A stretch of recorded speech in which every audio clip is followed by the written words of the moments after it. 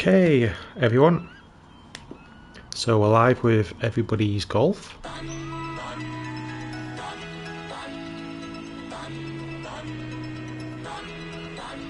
Just going to be a bit of a chilled live stream. I woke up with the sun today, rolled out of bed and said, I'm gonna have some fun today, and that's just what I did. The birds were singing, come outside, I felt giddy like a kid. If life is like a swimming pool, you know I'm jumping in. We got the perfect summer day, so put me in your plans. You know that this doesn't happen every day, so everybody clap your hands. 'Cause when we raise them high, every hand in the sky, we're the super fans, feeling grand in the clear stands. Shout it out, make some noise, make it loud, soaking up the lovely weather. Everything just comes together. Clap our hands, clap our hands, clap our hands. We're the super fans, feeling grand in the clear stands. Clap our hands, clap our hands, clap our hands. We're wishing it can last forever, baby. Put your hands together. That's why we clap our hands.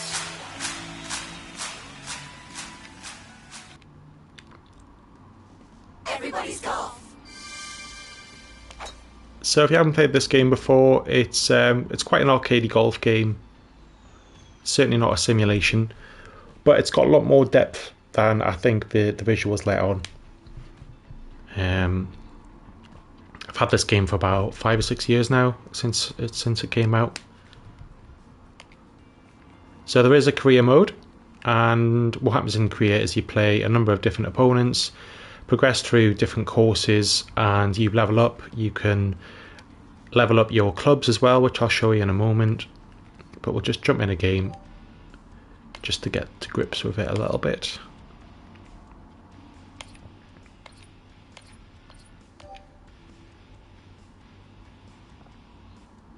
So there's different clubs. If you look on the left hand side, they've all got different power, control, backspin and backdoor.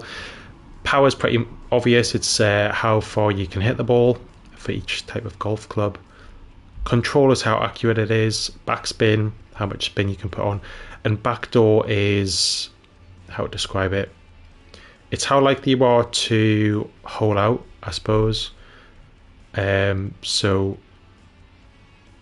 the higher the backdoor skill, the more likely you are to hole out a shot. But let's jump in. Now, my clubs are pretty much maxed out, and the way you increase clubs level is by just playing with the clubs, basically. And at the bottom you can test your swing in the loading screen, which is, I think, is a nice touch. So it is the 3-click swing method, which some golf games have. A lot of modern games have analog controls. This one doesn't.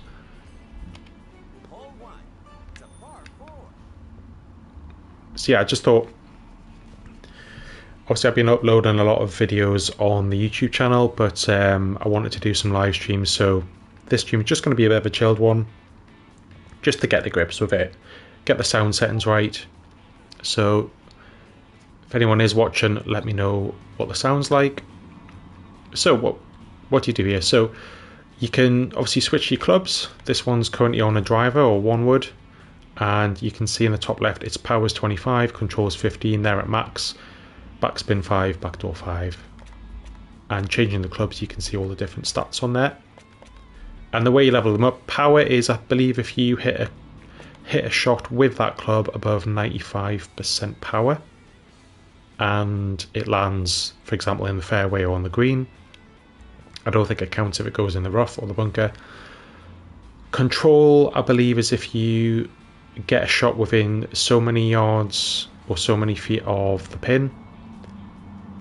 Similar with backspin, if you hit a backspin shot within, I think if it lands on the green or within a certain distance of the hole, it increases the backspin. And backdoor is normally when you hole out a shot with that club, it increases the backdoor. So Anyway, we'll continue. That was a bad way to start. Mishit it. So the way you actually take the shot, probably do it on the next one, is you press X once to power it up. The bar on the bottom moves to the left. You want to stop it at 100% if that's where you're aiming. In this case, so you can see that I'm aiming at 60 yards, but the pin's only 40 yards away. You want to stop it around about where that flag is on the bar, depending on the lie and the elevation. Then what will happen is the bar will go all the way to the left and come back. You then want to stop it as close as you can to where it says X, take the shot. And where that white line is, there's white, then pink, then red. You want to try and stop it within the white. Pink's not too bad, it's still fairly accurate. Red mishits the shot. And then depending on the club you've got, those bars can be wider or narrower, which can make it more difficult. Anyway, we'll take into account for the wind, we'll hit it slightly harder because it's uphill. Not bad.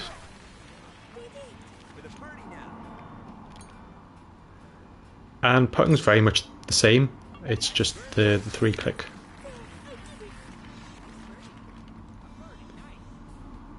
And the scorecard shows you not only what the power is for those holes and what you got, how far you sunk the ball from, it also shows you your hole records. So you can see down below that double circle is an eagle, the star is a hole in one, a circle is a birdie, and I think a square would have been a par. But as you can see, because I played it so much, I've got at least birdies or eagles in all of them. And my record for the course is 24 under, which I got not long ago actually. I'm at a point now where I don't think I'm really going to increase it much, if at all. You can add curve or spin on the shot as well, and the way you do that is by holding the directional button when you take the shot. There is a little bit sort of more mechanics you can do with it. But if you hold left, it hang on, let's take the shot first. So I'm going to aim a little bit left. It's quite hard to do these little close shots because you haven't got much time to press the button. But there we go, chipped it in. So that's a nice eagle.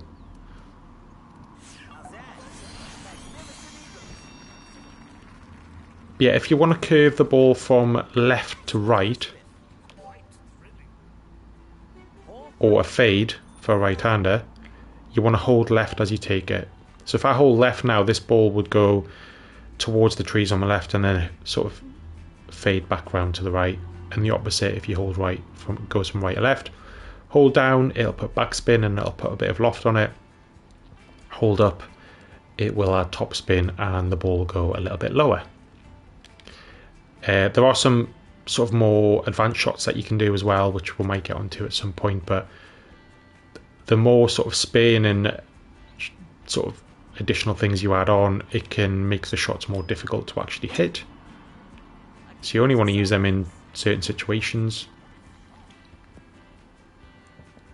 The reason why I didn't hit that full power is I didn't want to go in too close to the bunkers. Another thing to keep an eye out for is the lie. So on the bottom right you can see the golf ball. So that looks pretty horizontal, so that means it's pretty flat. It looks like the ball is, well, the ground's a little bit above my feet because it's angling slightly upwards, which means that the ball's probably going to fly a little bit higher. Wind in top right is something you've got to account for as well. So that's going from left to right, but it's also going slightly forward, so this will make the ball travel a bit further. So we might actually drop a club, aim around about here, hit it full power. I'm not going to put any spin on or anything.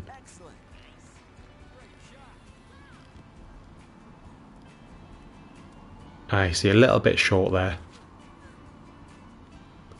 And then the dots on the green just show you the slopes of the green. So I'm going to aim slightly left. with that, I mean, the wind's not going to really affect it much. I'm going to put a bit of topspin on, just to let it run.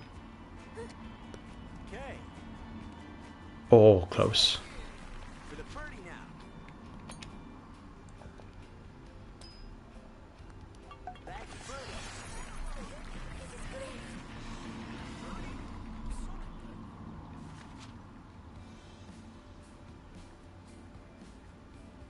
But yeah, it's a pretty straightforward game on the outset, but there's a lot more depth. Like I say, different courses you play, the career mode.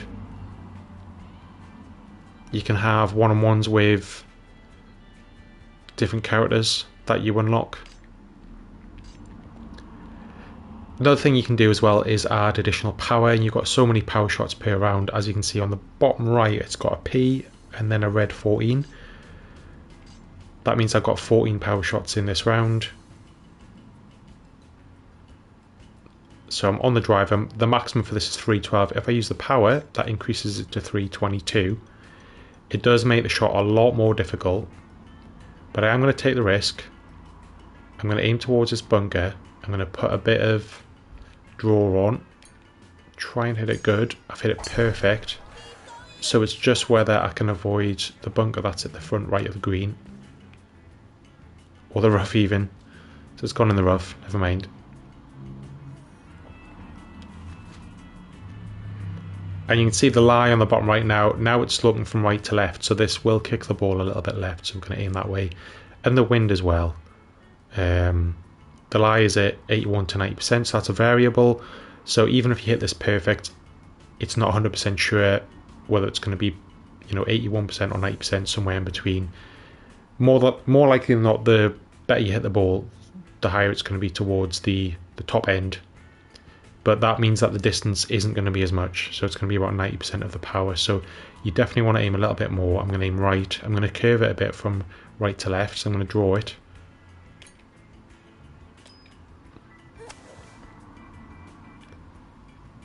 Looks pretty decent. Not bad. A little bit harder would have been spot on. And this is the easier of the courses.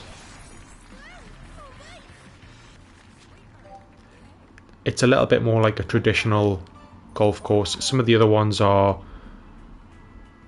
If anyone played the Tiger Woods game back in the day, you had some courses that were realistic and genuine real courses, and you had some more sort of arcadey fun ones where you wouldn't get them in the real world. There are some like that in this game as well.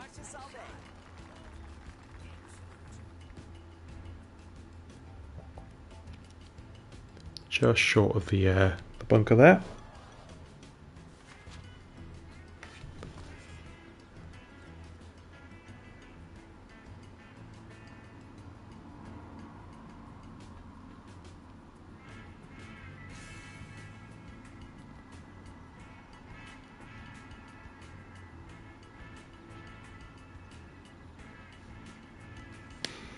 Okay, so this one, what we're going to do here.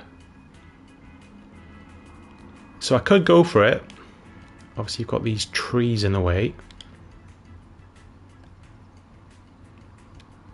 I'm going to try and curve it a bit. Might have made a mistake here. No, that looks decent.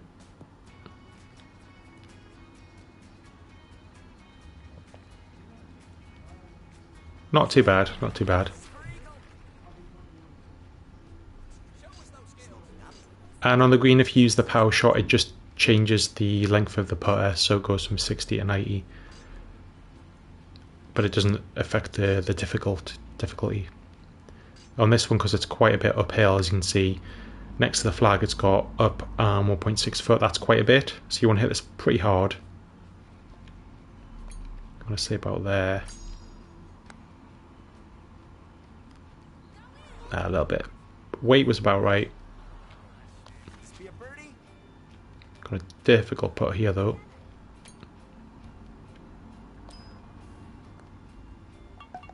Nice.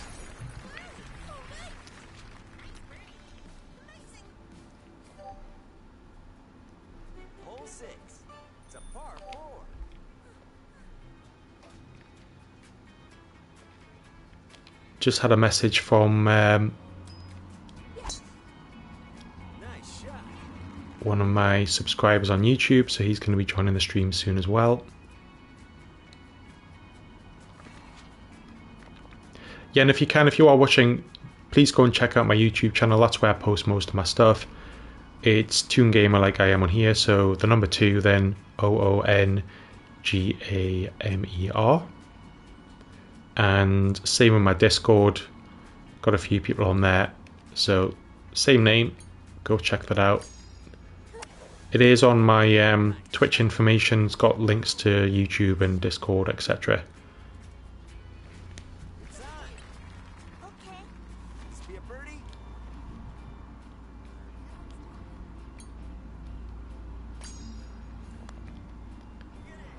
Should be in. There we go.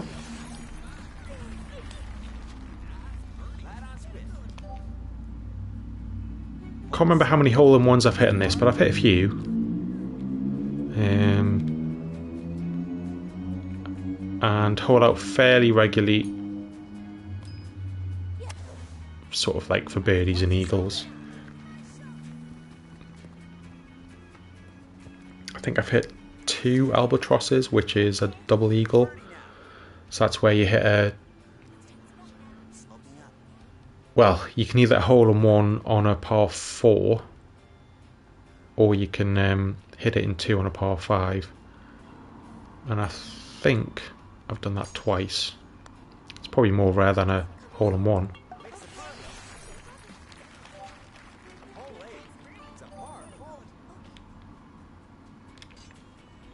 So I'm going to add a bit of power on this, going to fade it, so go from left to right, which is the same as what the wind is. Hopefully miss that bunker. Just... Now I didn't necessarily need to do that. I would say use your power sparingly. I should have put a bit of spin on this actually. A bit of no, that's okay.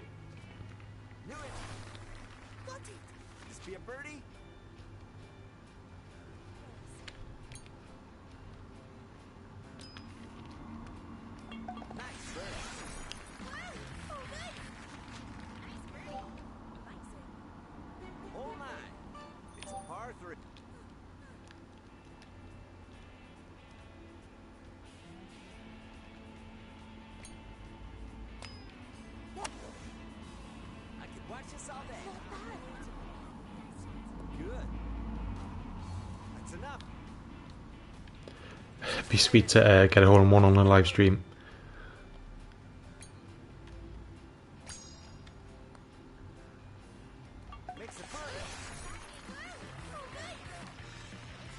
Hey, welcome to the stream. Just playing a bit of everybody's golf on here, just for a bit of a chill live stream. Thanks for joining.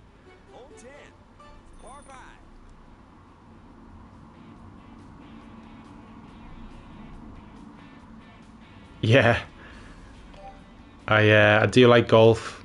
I have played a few rounds in real life, but I'm absolutely terrible.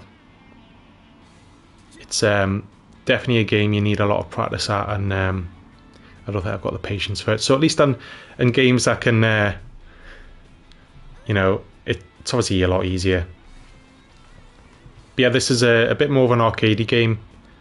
So the other game that I've been playing, the PGA Tour 2K23, that's more of a realistic simulation. This one's more arcadey, as you can see probably from the graphics, but it's actually a really good game. It's got a lot more depth than you would probably expect from a game that looks like this. And I said at the beginning, I've had it for about 5 years, I think, and I just keep going back to it now and again.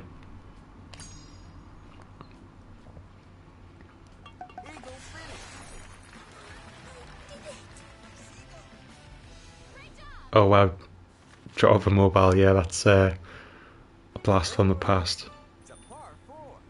Yeah, I think what I got started in, I do remember playing some really old games on was the PlayStation one. I think it was Actua Golf was one of them.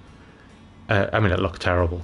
But yeah, and then the Tiger Woods games came out from sort of the PS2 eras when I started playing it, and they were amazing. They're still brilliant games.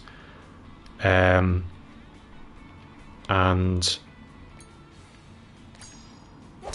I know EA are releasing a golf game in March.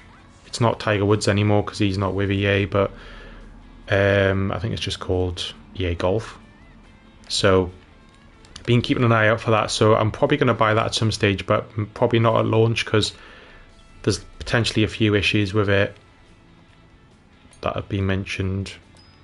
And yeah, I'm going to wait and see what it's like when it comes out. I will buy it at some point, but maybe wait till it's on sale.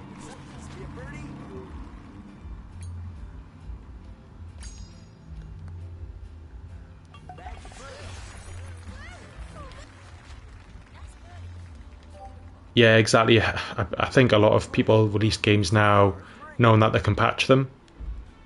So, yeah, exactly. We're just like beta testers that are paying them, which is kind of a bit strange. But there's been a couple of things before it's even been released, some information about the game that I think have sort of, well, some people are a bit concerned at. So things like on Xbox and PS5, they're going to lock the FPS to 30 rather than 60, which is a bit strange for a golf game. You know, you can understand them doing that on games that take a lot of power for graphics, etc. But they're not locking it to the PC. That's 60 frames a second. But yeah, PlayStation, Xbox, which is crazy because there's plenty of really high power games that can still run 60 FPS on one consoles now. So I don't know why they've done that, but by the sounds of it, they are gonna update it in the future after go live. They're gonna look to unlock that on the consoles. I don't know why they haven't done that before, but they've got a lot of negative criticism since they announced that. So I think they've suddenly changed their mind.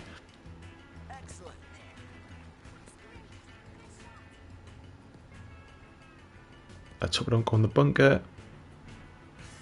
Ah, just on the green, that was good. Yeah, doesn't make any sense at all. I hope your sort of work's doing okay. Yeah. I know you were doing a lot of, like, I don't know if it's actually schoolwork or college.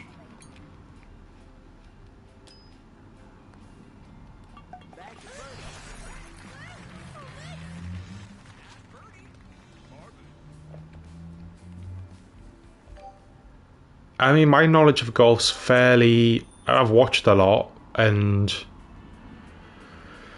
you know, I know the idea behind it. I know the different terminologies and things like that. But if you got me on the golf course, well, it's embarrassing.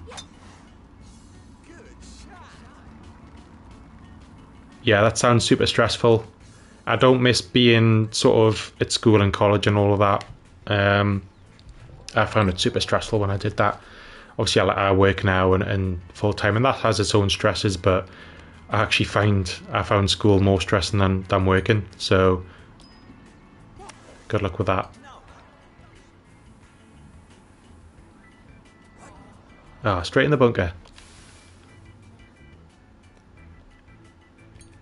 So I'll be lucky if I get this one on the green here, especially if I mishit it like that.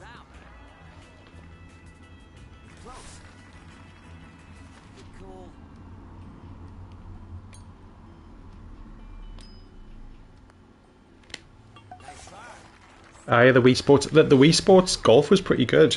The first place I lived, like when I moved out of my parents' house years and years ago, I moved into a flat with two of my mates, and one of them owned the Wii, and I think I'd played it before, but I'd never played it that much, and yeah, had some really good times just playing like the Wii Sports games, Wii Golf. It's I think the Wii was a very good, like, sort of party console. Like, it's not one that I'd play just by myself, but if you've got friends and stuff, it's a really good console to play. I think Nintendo do like fun games really well, whereas I think Xbox and PlayStation are more sort of the serious stuff, I would say.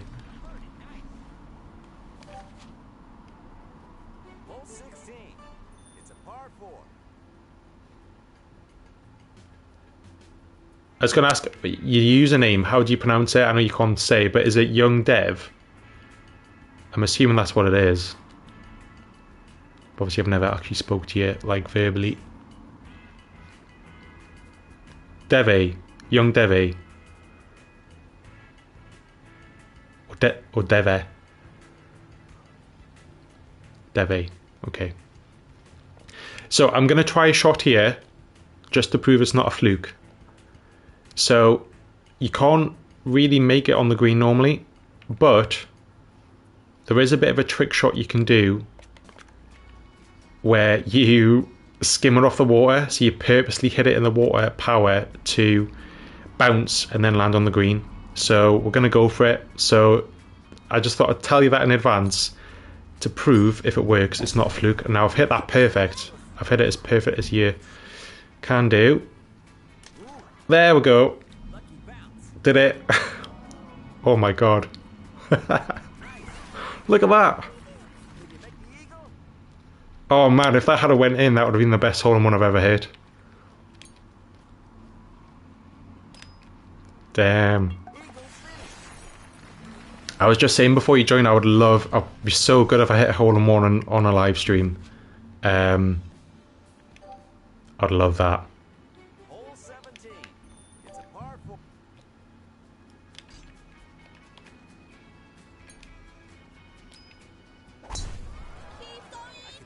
So this stream tonight was mainly just to have a bit of a chill out. Obviously, I've mentioned that I was going to do some streaming I've been thinking about for a while. Ah, brilliant. Glad it sounds alright. You might hear some background noise because it's it's 6:30 at night here, and where my flat is, it's right outside the main street. So when you get people passing in cars, you might get some background noise. Normally, when I'm recording, if I can, I try and record later at night because you've got the less chance of being outside noise. I would love it if I could have like a soundproof room or something like that, but it's just not possible with the place I live at the moment. Yeah, it's not at the moment. Luckily, since I've started streaming, it's gone quiet outside randomly. But you might hear some background, but it's fine. You know, it is what it is. But yeah, the main idea was just for me really to get used to it, have a bit of a chill out. I need to sometimes force myself back into gaming. I've been busy with work and stuff the past few weeks. I've still been doing a bit of recording, but not much. Still got plenty of videos. I've got videos scheduled up until... Actually, I'll have a quick look whilst you're on here. So yeah, I've already recorded, edited, and got them scheduled in until the 5th of March, which I know is a Sunday.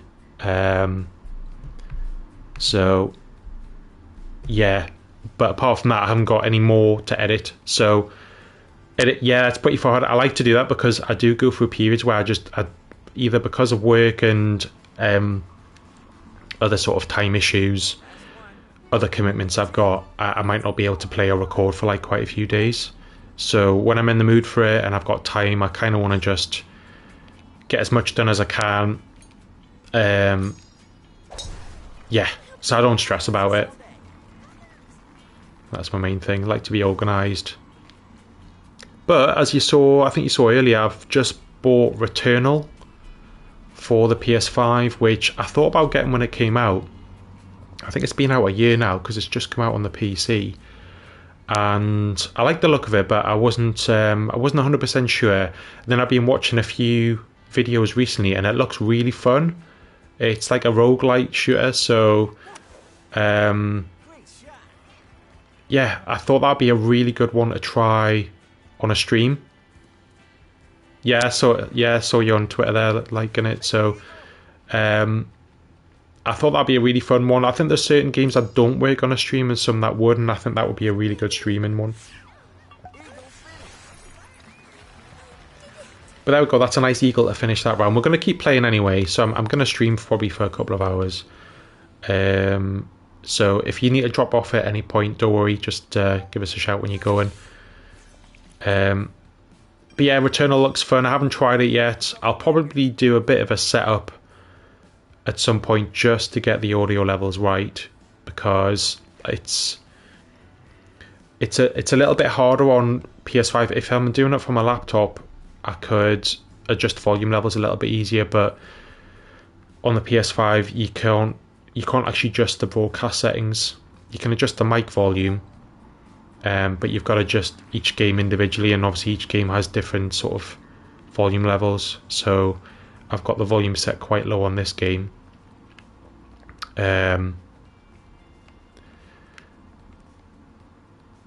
Yeah, this is from PS5. So I've done a mixture of things. So I've never streamed from my laptop actually.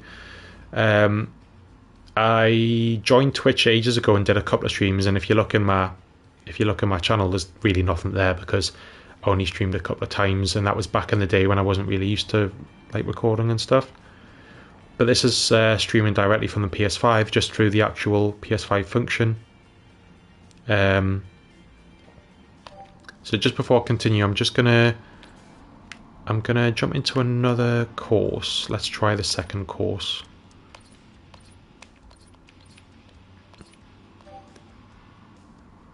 Yeah, my history with I did a GTA, but if you watch the GTA stream, it was such a good stream, but the volume was atrocious because back then I think I was recording. Well, it would have been a PS4 or maybe even a PS3. I can't remember. And it was with one of my workmates. We're doing it like he was in his house and I was in mine, but we're playing together. It was really fun. But his microphone was really, really quiet, so you could barely hear it in the actual stream, in the recording. And mine sounded like I was on like the worst microphone ever. It wasn't on a good microphone. It was just like a headset. I've got a proper microphone now, and I'm a lot more into actually recording and editing now than I was back then. I gave it a break for a few years and then I started again. I want to say, was it about October last year? I think I started recording and I've just got the itch to sort of stream again. I know we've discussed it, but I do like recording and editing, but it takes a lot of time. And I think a live stream would be a really fun way of interacting with people, like we do. But also it means I can upload the VODs on like YouTube, and it means I don't have to edit them or do very minimal editing. But yeah, that GTA 5 stream we had some really good times playing that. It was so fun. I think it was, I forgot what it was called, but that one was, it was like not a Lamborghini, whatever the fake Lamborghini's called in GTA 5, against motorbikes, I think. And you've got to try and kill the motorcyclists with your car while they try and get to the end. It was dead fun. Haven't played GTA 5 in years, but I don't have it anymore. I was thinking of buying the digital version, but they keep releasing it on different consoles. I bought it when it first came out on the PS3, and it's out on the PS5 now, so... Yeah, exactly. It's just a bit more chilled out, isn't it? And and I know we've talked about potential games that I could stream. So I think some of the... If I'd have thought about this a few weeks ago, I probably would have... The Resident Evil 4 playthrough that I'm doing at the moment, I probably would have just done that for a live stream rather than recording it. Kind of makes sense. So I certainly am thinking about doing that for the Resident Evil 4 remake when that comes out. And I know you mentioned Red Dead Redemption 2. I think that's a really good idea. because that would be a very time consuming edit for the likes of Red Dead 2. So to stream it and then just to upload the videos, maybe split them into different videos, I don't know. I missed that one. That'd be kind of fun. Returnal, obviously. Trying to think what else.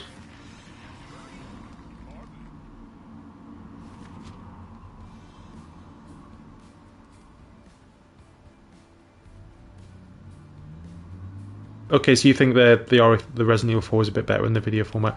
Yeah, I think it comes out well in the videos. It's just I suppose the time-consuming aspect, but that's fine. That's just part of what it is, really, isn't it? That's part of the job of doing it. Like the PES stuff, the PES 2021, I've got that. Oh, I've hit the tree.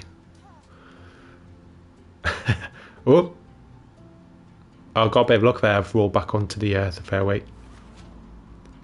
The PES stuff I've got down to a T now, I think, in terms of I know where to record it. Obviously football's a bit different because, you know, like I've got the talking at the start, I've got the match starts, I've got the selecting the lineup. Then when you're running the match, the only time I really edit is when I'm at half time and making substitutions. I do a bit of editing before and afterwards. It's fairly easy. I've got that down to how I want it. The likes of Resident Evil 4, it just depends on the episode. It depends on exactly what's going on in that episode. So, but it's good. I enjoy it. I enjoy doing it. Yeah, if you think of any other games besides the remake of Resident Evil 4, Red Dead 2, and Returnal, you know, let me know if you think of anything else. I'll have to have a look at my my catalogue of games because I've got so many that I haven't played or haven't played for ages.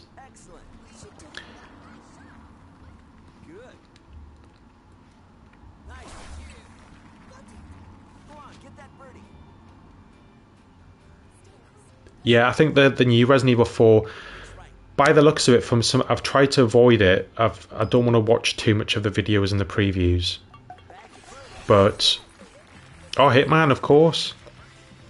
I totally forgot. I literally just bought that game, haven't I?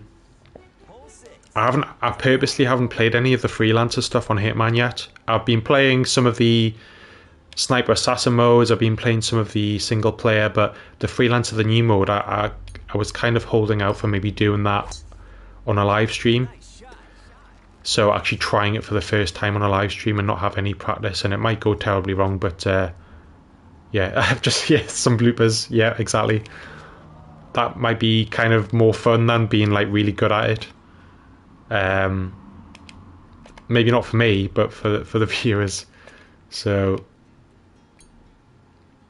I've got so many games, so I've got too many. I'm a terrible gamer. I buy games and then I don't play them, or I play them a little bit and then move on to another one. So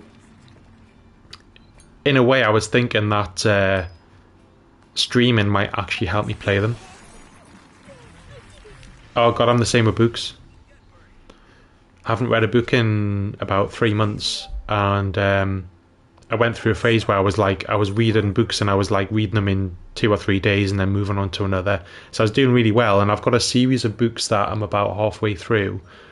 I think there's about 10 out in the series so far, and I got around to sort of the 5th one, and I think I just overdid it and I just gave myself a break, but I haven't gone back to them, and that was about 3 or 4 months ago. But obviously I've been doing a lot of recording and stuff like that as well. So I need to try and mix it up, but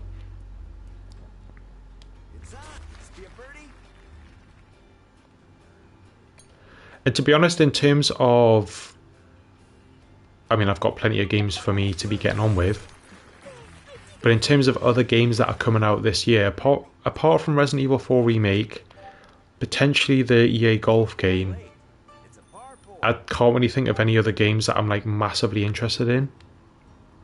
At least not at the moment.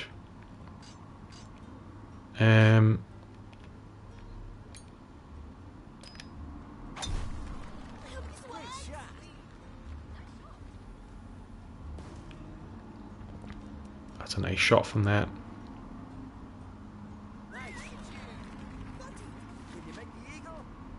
Yeah, so it took you about 6 or 7 months to finish Red Dead Redemption 2. Yeah, I think it's obviously a big game, and I think they're the type of games that I love the most, but also the games I'm the worst at in terms of finishing. Because there's so much to do, and I don't know if you're the same, but I always get sidetracked in the side missions. Yeah, so like The Witcher 3. So I haven't just bought The Witcher 3. I had The Witcher 3 and I was playing it a little bit, and then I heard about the remaster. So I actually stopped playing it for a while, and it's just been released about a month ago on the PS5, like a remaster, and it's really good. Obviously the graphics, they've changed some of the gameplay a little bit, but it's practically the same game.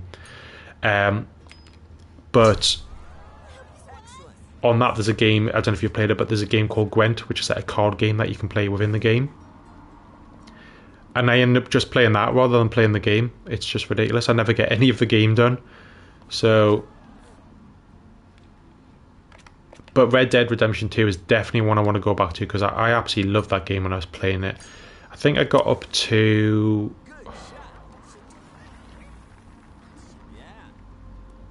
That's a nice shot.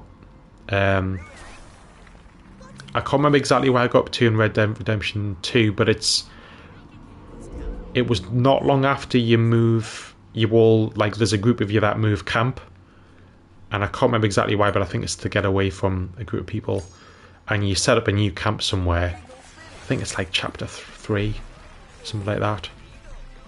And I think I did a few missions after that, and then probably got caught up in another game. Yeah, it is pretty slow. I know it's been criticised a little bit for some of the pacing, so in some parts it's really well paced and it's really good. What the hell is that child doing on the left there? I don't know if you saw that. He's stopped glitching now. He was glitching into that bloke. Yeah. But yeah, like the pacing's been criticised. I don't mind it being slow. I think that's fine. I think you can't have every game the same, and you can't have every game, fast paced. But it does mean it's obviously a lot more time consuming if it's slower paced. And I understand the criticism. I think it wasn't even. It was like well paced in some, and then seemed to drag out a little bit in other places. But I think it's such a good game. And the voice and the body capture is amazing. The acting in it.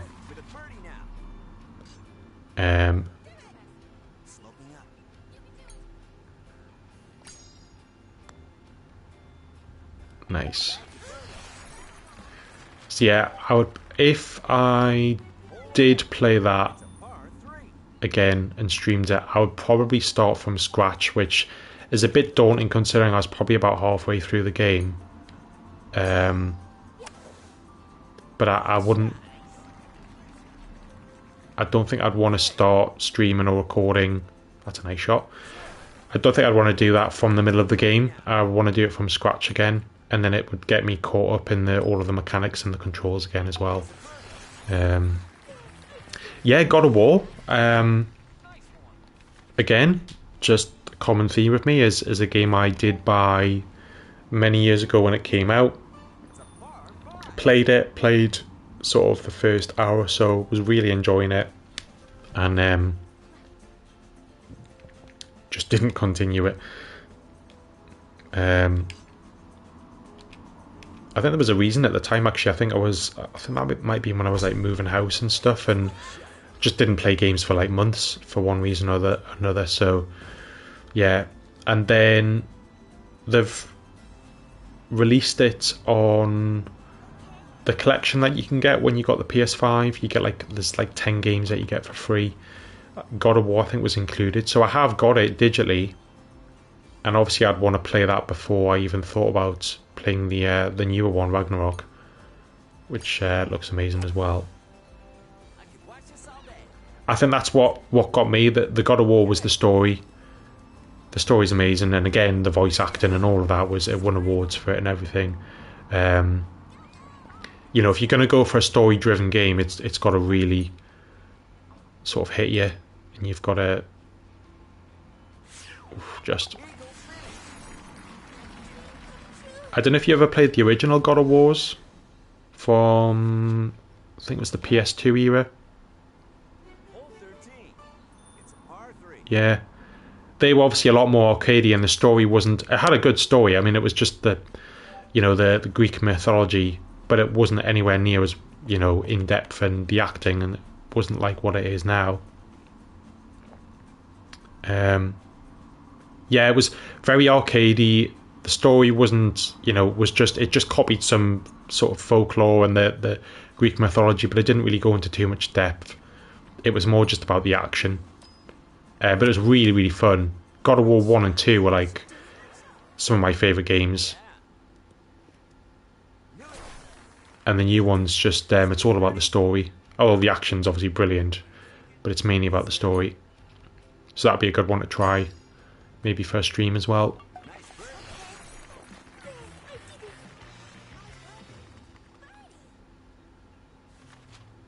Yeah, I'm glad you managed to get it on the PC as well.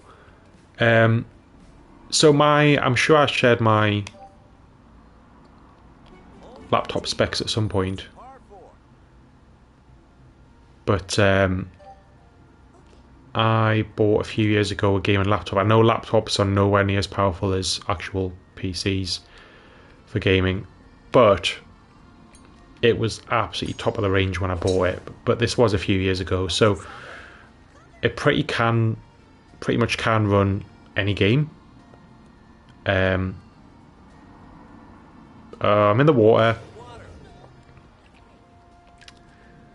What happened there? Let's play that one.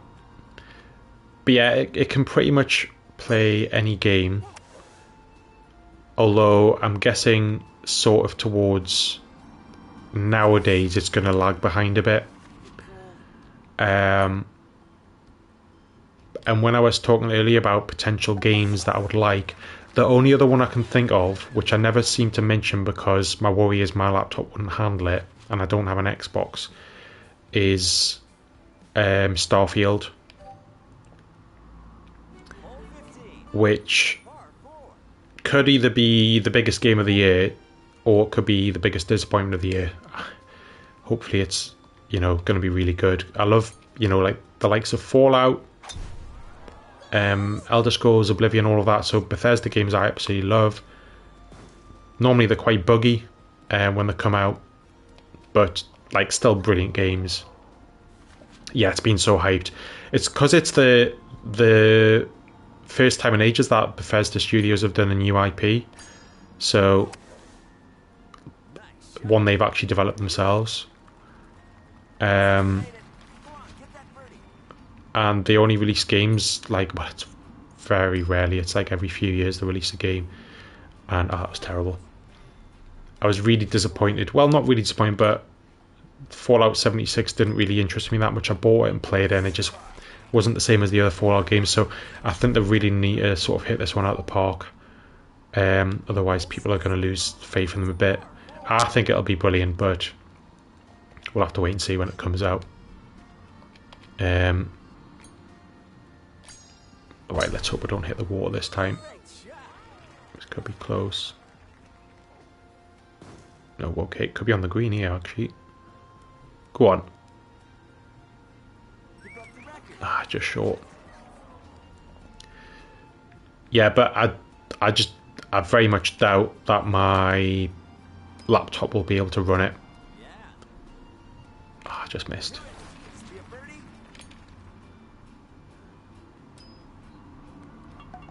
I don't really fancy buying an Xbox just for that game.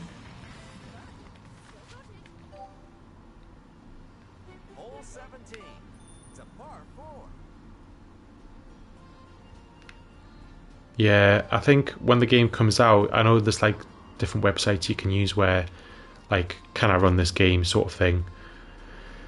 Might have to just run my laptop at that stage through that and see if I've hit the bloody roof, haven't I? Yeah. I don't know if you've ever used any of those websites before where it tells you whether you can run a game or not on your PC. but I don't really know if they're very accurate because I did that once for a game I was going to buy and it said I couldn't run it. I bought the game anyway, I ignored it, and it runs perfectly fine. So I don't know. Like, it runs fine on like really, maybe not the highest graphic qualities, but some of the top ones.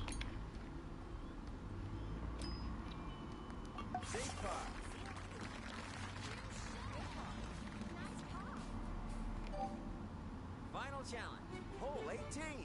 It's a par 5.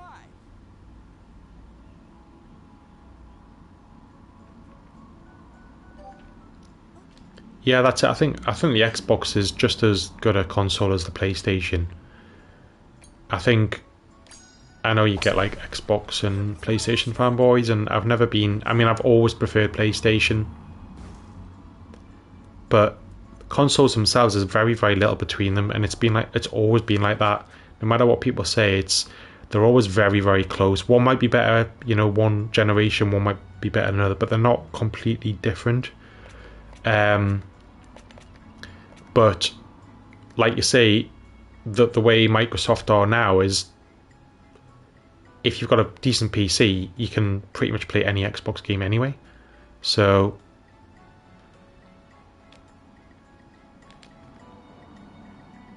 right, let's try and get the green here. This might go in the bunker. Great shot. Keep going, keep going. No, that's in the bunker. Oh, got lucky there. Very lucky.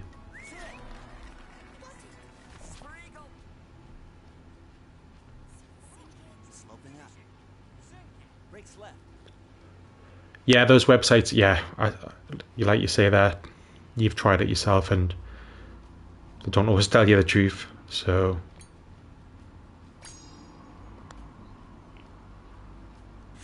nice. Yeah, I think the PlayStation, at least recently, have got the best exclusives. And I think I've forgotten the guy that's like the sort of the head of Xbox at the minute, but I know he came out recently saying like, yeah, like, we haven't released enough games on Xbox recently. Like, the lineup for this year is even looking pretty weak. So I'm no doubt, like 2024, 2025, they're going to make a real effort to try and get better Xbox games out there. But if you've got a PlayStation and a good PC, you're pretty much covered for 90% of the games you want to play. I've got a Switch as well, which I don't really play that much, but we're gonna go on Canola. How is it pronounced? Canaloa Beach. God, I can't say that. Yeah, I've got a couple of games on the Switch, but it's just like one of those consoles which, in a good way, it's one of those games you can just sort of pick up and play for half an hour, and then just put away. Whereas I think PC and consoles, well, PlayStation, Xbox, it's more sort of long-term playing.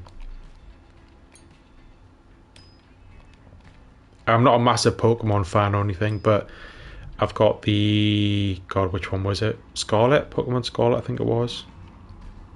Yeah, just saying it. Is it Pokemon Scarlet? I'm sure that's what it's called.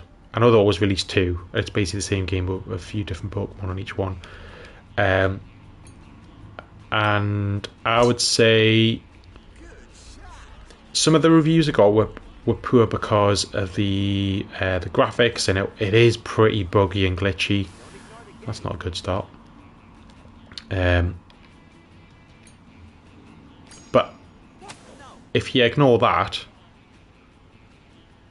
and just take it as it is, it's a really, really fun game. I think it's the best Pokemon game I've played in a long, long time. I like the open world aspect. So if you do get a chance to play it, certainly get it. It's really fun. you pretty much got freedom to go anywhere, which is really great. You made it. Come on, get that birdie.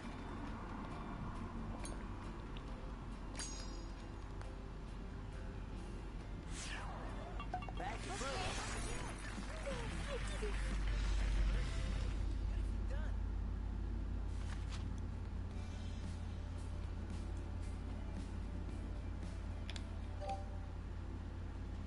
Hole 2. It's a par 3. So, I know you're saying because you're from India, there's no way of getting DS or 3DS or Switch.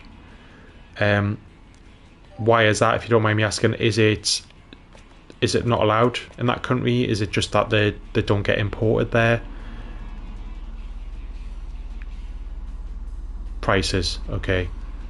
Just like really extortionate prices for the consoles and the games. I could watch this all day. That's enough. Looks like you made it. Oh, come on, get that birdie. Sloping up. Alright, okay, so yeah, the imports. I've heard that with a number of countries. Obviously, the likes of some, well, a lot of European countries and the US, it's fairly straightforward, but some other countries, like you're saying about India, but even like Australia, places like that, the import costs and taxes and stuff, it's just sometimes absolutely ridiculous, the prices you have to pay. I mean, consoles are expensive anyway, but if you get loads of taxes lumped on top of that, depending on what country you're from, Hole 3. yeah. It's a par 4. Because I was speaking to someone who was from Australia a while back. It was about a cricket game actually that I had got, and obviously cricket's like probably the #1 sport in Australia, or at least one of them. And they were talking about how difficult it was to get the golf game, just because it was so pricey. It was like $110 or something, which, or $120, which at the time, I don't know how much that was in pounds in my currency, but it was pretty pricey. It was about £80-90. But the consoles are really expensive as well. I mean, it might have changed in Australia, I don't know, but like you're saying, it sounds like Asian countries and Oceania, it's pretty difficult. That's improved a lot, okay.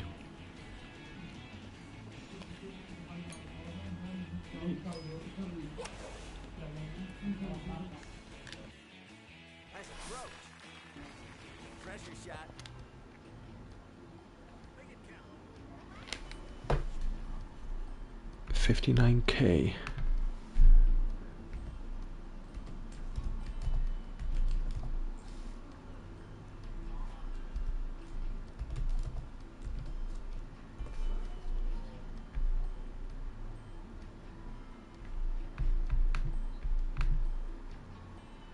Say something about. I was just trying to work that out. Thanks for telling me. £600. Okay, so that's not too far off what it is here. I can't remember how much a PS5 was over here, but it's, I think, about 500. I know it's fluctuated a bit because when it was hard to get PS5s, the people that were getting them, some of them were just selling them for second hand, but like really ridiculous prices, like £600-700. I was lucky enough to get one, not straight away right at launch, but I got one pretty early on. Yeah, on eBay. Even there was there's like a famous UK sort of second-hand store, and called CEX. I don't know if it's just in the UK, but they sell sort of second-hand consoles, games, DVDs, all of that sort of stuff. And oh, Nelly, yeah, they were selling second-hand ones for a lot higher than the price of a brand new one, because obviously the new ones were almost impossible to get. So new ones were costing about £500 or £450, whatever it was, and then the second-hand ones were like £800, and they got absolutely slated for doing that because they were just obviously, well, they were taking the piss basically. But you know, if people are going to pay it, then they're going to sell it for that price. So, oh, you just got a notification now.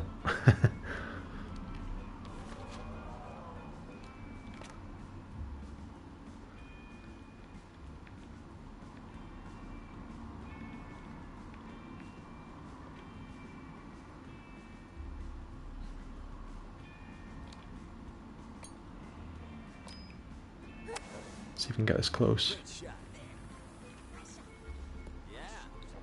Ah, yeah, like the internet cafes, but with consoles. Be a birdie. Slow down. Brings to the left.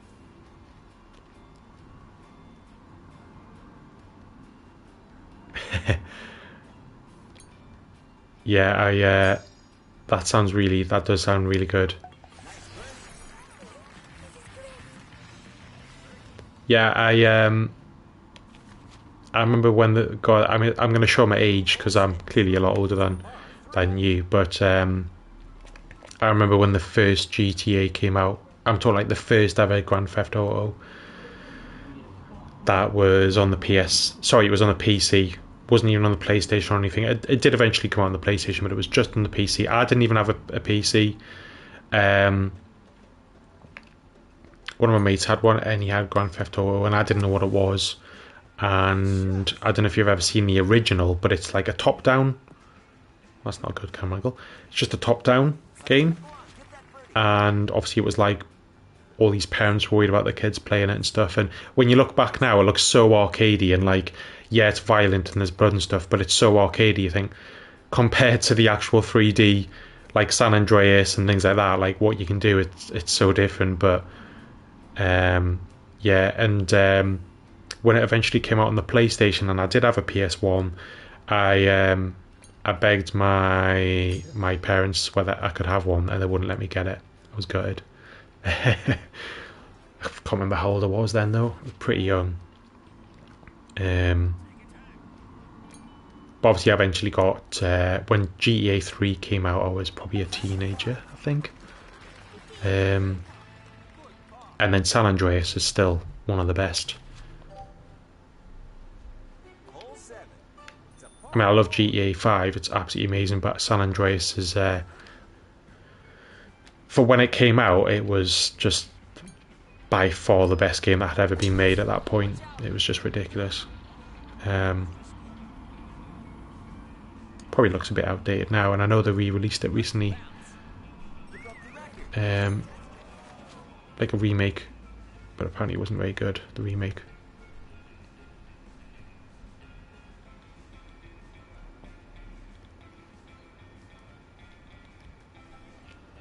Wait, let me just try and get this one close if I can.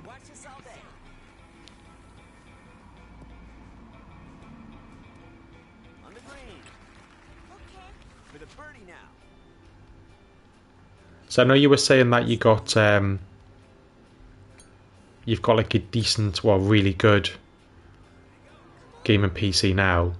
So I suppose when did you get that? And obviously over here, if you get a really good gaming PC or laptop, you can spend whatever you want. Really, you can spend a fortune. So you know, you don't need to tell me how much you paid for it, but is it pretty much the same in India, where if you want to get a game PC, it's like really expensive, like a lot more than a console would cost?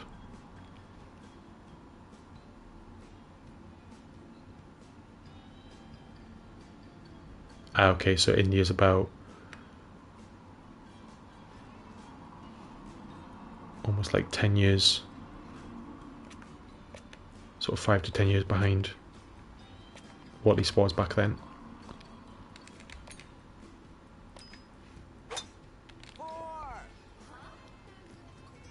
This could be a disaster.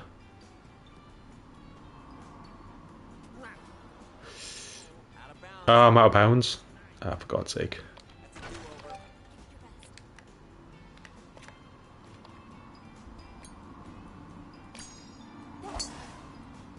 Great shot.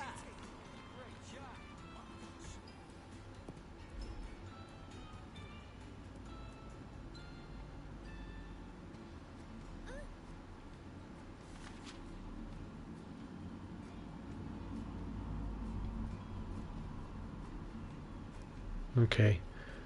So yeah, it's still pretty expensive, I suppose, to... The one thing I like about consoles, I totally understand why some people like rate PCs higher than consoles. I do.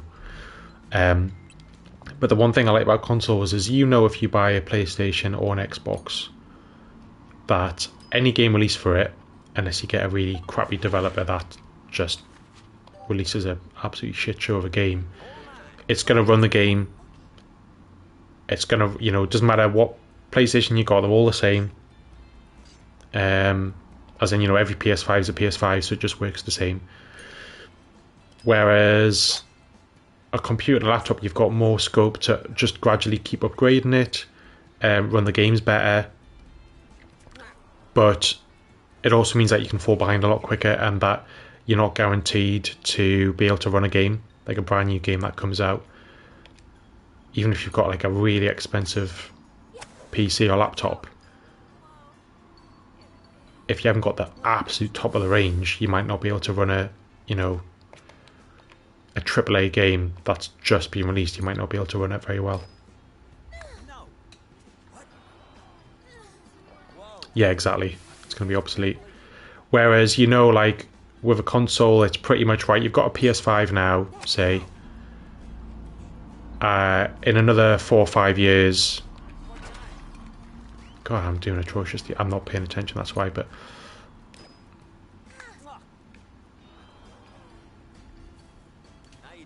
Right. I'm going to quit this round because I'm just keep hitting in the water. So, sorry about that, but...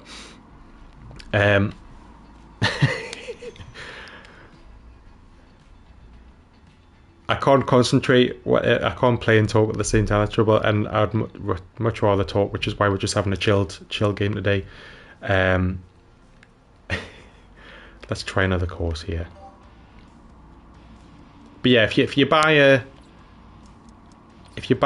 PlayStation 5, you know that in say 5 years' time they're going to release a PS6, and at that stage you then have to make the decision: do I want to upgrade to a PS6 because all of the new games that are going to come out, they're really designed to play in the new console?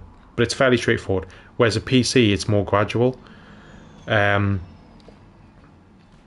And there's a lot... Yeah, exactly. Good for a few years. And consoles, you can just plug in and play. Put the CD in, or you download the game and you play it. That's it. You don't need to do anything at all. PC, the amount of issues... You know, even though I've got the laptop set up correctly and everything, you know, you do have issues with games just not running because you've got, you know, if you've got this installed, then you need another program to run this correctly and all of this stuff, and I just have more issues with it. But you can do a lot more with it as well. You know, you can do a lot more modding. You can probably get better deals for games on the PC. Like, the amount of really good deals I've got on Steam on the PC is, you know, like some games I've got for like £2 and stuff, like ridiculous deals. And again, I've got such a collection of games on Steam that I need to get through. Oh, close.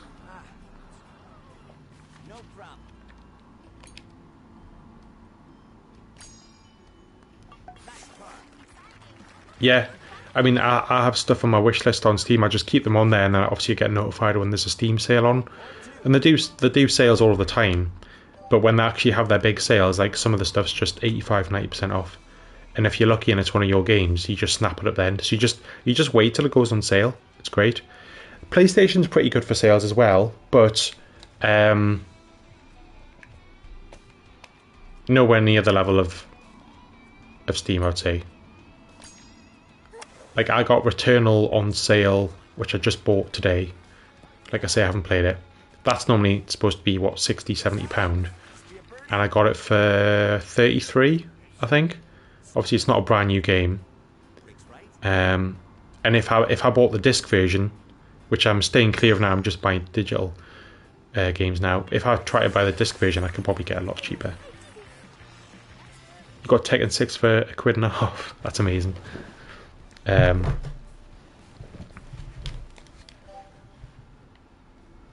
I would say the one, I can't really speak on Xbox's behalf, but I've heard that they're probably similar to PlayStation in terms of sales, and I know they've got the pass, which is really, really like well regarded for all the games you get on it. But I would say the worst, for just purely for sales and stuff, is Nintendo. Like I say, I've got a Switch, and they've got games on there that are like 4 or 5 years old, and they never ever go on sale, and they're selling for like 60 quid, and they never go on sale. If you try and buy Zelda Breath of the Wild, you're still gonna have to pay like full price for it. I think I've seen it on sale once, and it was like £8 cheaper or something, so it's still pretty much full price. And don't know how old that game is, but that's a few years old now. So that's not a diss on Nintendo. That's just what they've obviously, that's their pricing model. That's what they've adopted. They stick to it pretty religiously. So you just got to know that if you buy a Nintendo console, that you're going to be paying top notch for games, unless you're really, really lucky.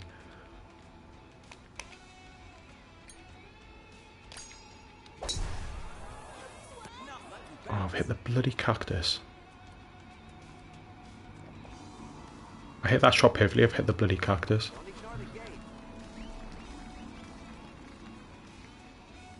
Black Ops 2, 33 quid. Jeez. Yeah, that's an old game. I think it's just greed. I mean, they just know that they can charge it, and some people will pay for it. Because if you really want it, and it's that price, you've just got to make that decision, and a lot of people will just say, right, stuff it, I'm buying it.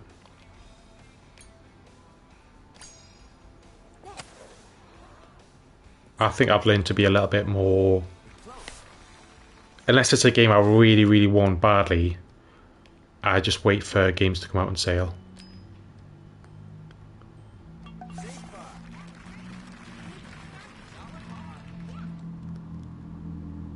Sale is he. Yeah.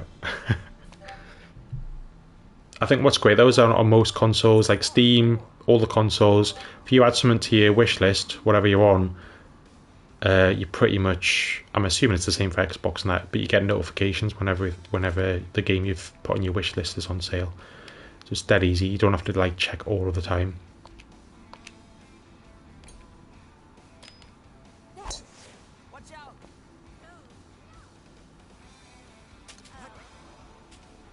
Now you done it. I'm out of bound again.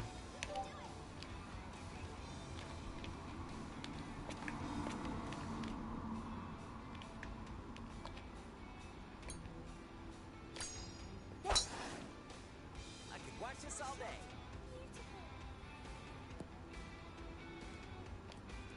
Yeah, I think it just depends how much you want the game, really, doesn't it? If you like really, really want the game brand new, like you've just got to accept that you've got to pay for it. But if you're happy to wait and pay less,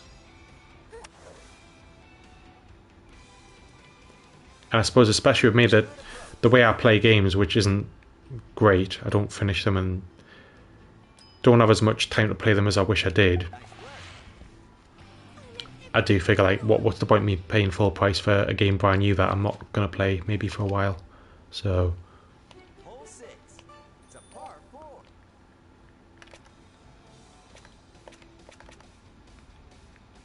right, let's see if we can. I could watch this all day. They should hop to the left. No, it's hop to the right. Ooh. Just on the green. By the way, I'm not doing a very good job at Slows down. playing this game at the moment. I'm normally better than this.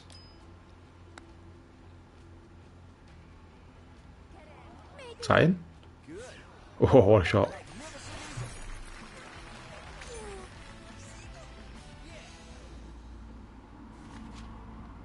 Easy peasy. Yeah, it's not a bad plan for. Hole 7. It's a par 3. Do you know what? The one thing, it's not like I'm either for or against pirating. I'm trying to think if I've ever pirated a game before.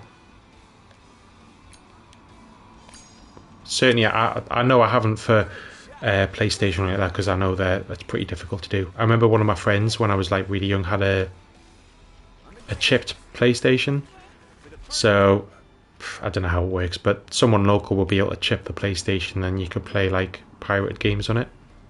Yeah, jailbreak, that's it.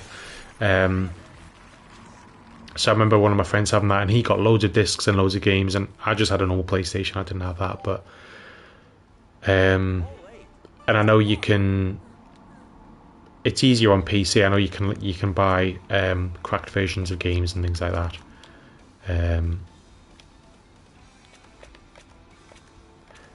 I think the trouble is as well, some games you can't even buy anymore unless you get the cracked version. For example,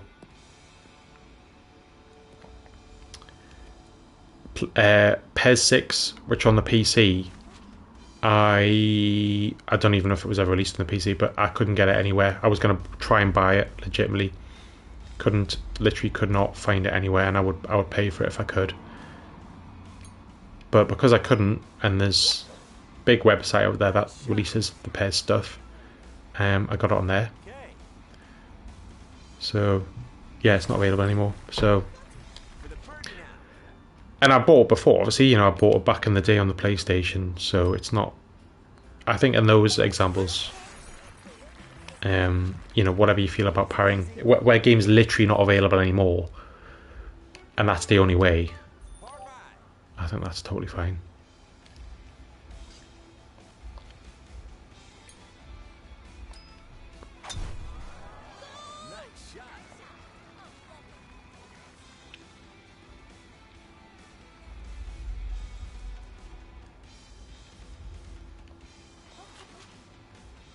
No, I agree. I agree with the pirate side.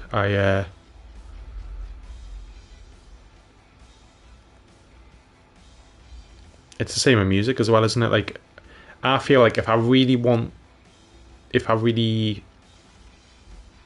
even pirate music anyway anymore because I've got Spotify. But for like gaming, if I was going to pirate a game, but I absolutely loved it, I'd be more than happy to then buy the full version to sort of support the developers or the game company. But yeah, charging like 40 quid or whatever for like a 10-year-old game, things like that, it's.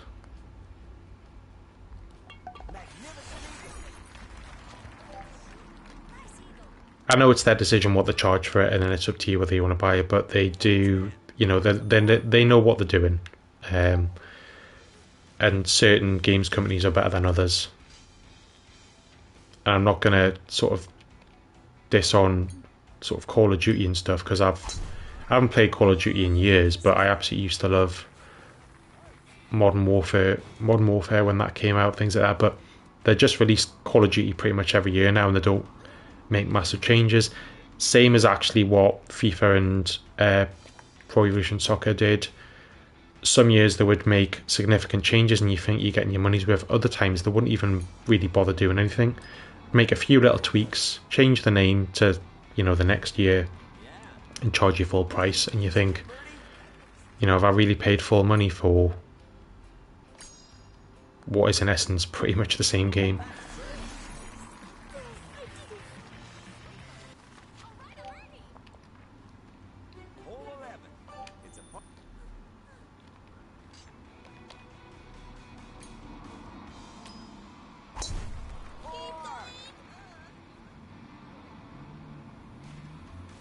Is the water?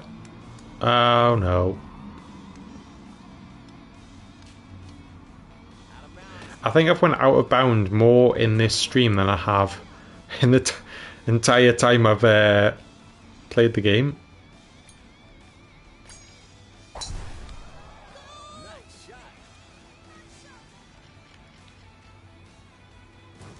That's better.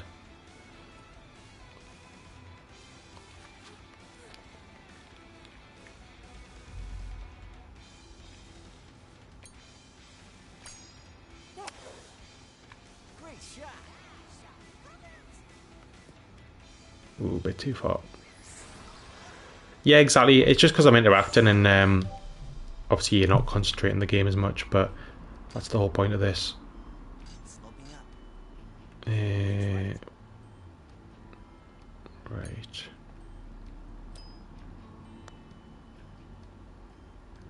Ah, I've under hit that.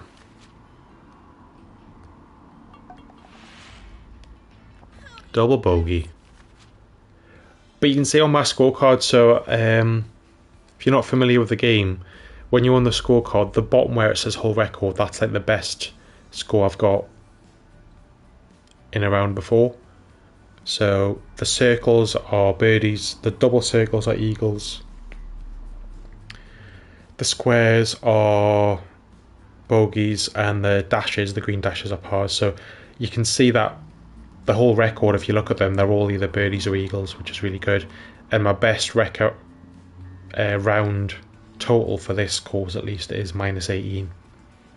I'm currently 7 under, which I could improve. I could probably get to about, say, 12 or 13 under, but I'm far from my best on this round.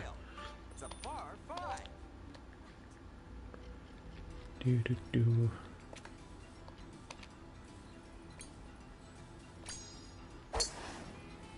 I can do this all day. Barely understood it. It's fine. Golf's got some weird terminology. Once you get used to it, it's fine. But yeah.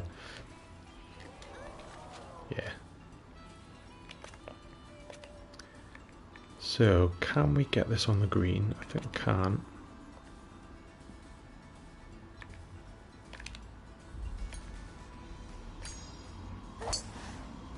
Excellent.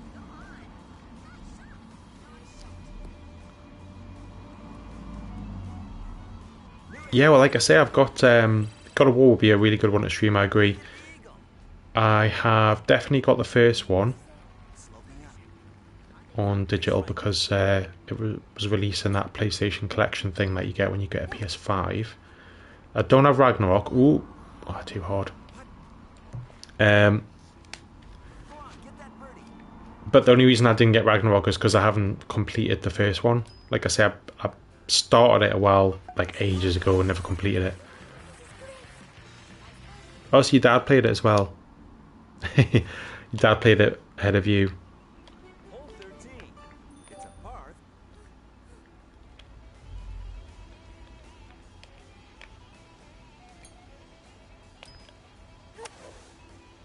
Nice shot. I wonder if they'll do. I don't know if it's definitely been confirmed or not, but It's on. This be a birdie. I'm assuming they might do a third one and have a trilogy. Goes down.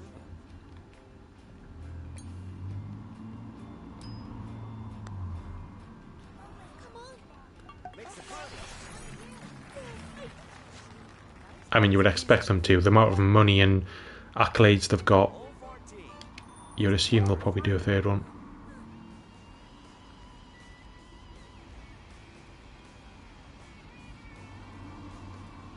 They've got plans to go to Egypt and stuff. Okay.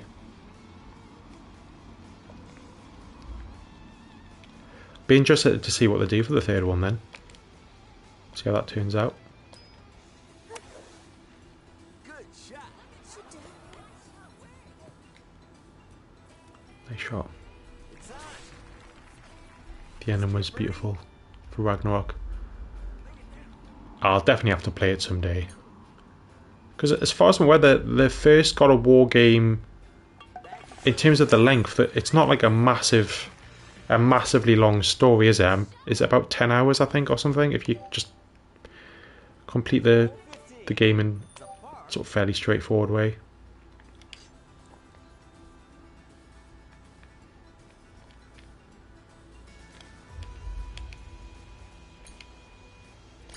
Because I know a lot of the big games, not the open world games, but more like the story driven games, they're normally not massively long, you know, between 10 and 15 hours, say. So if you did them in a few streams, you could probably get it sort of done out in sort of, what, maybe like 4 streams or something.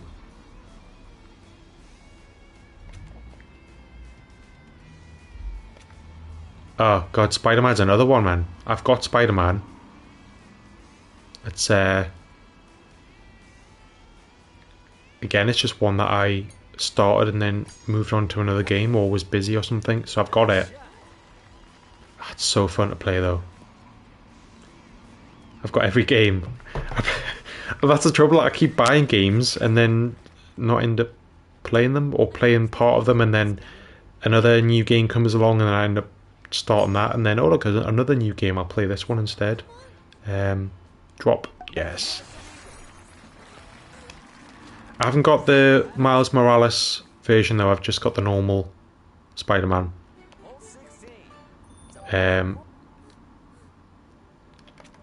Obviously if I ever got round to playing Spider-Man and completed it, I would get the Miles Morales one as well. It's awfully short. Yeah, it wasn't like a really like a full thing, was it? It was more just like a DLC or slash like short game. So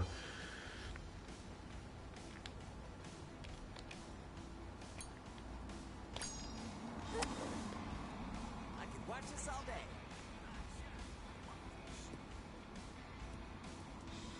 just a few differences. Okay.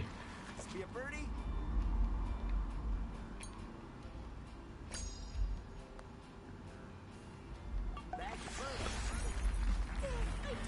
I mean, Spider-Man, for what I played of it, it's just so fun swinging around the city. I don't know if you ever played the PS2 Spider-Man game, the famous one where it was, I think, the first open world sort of Spider-Man, and you could swing around New York and everything. It was absolutely brilliant. I think that was when the Tobey Maguire Spider-Man was out. That was so fun, and they pretty much modelled the new Spider-Man on that, but obviously in modern day version.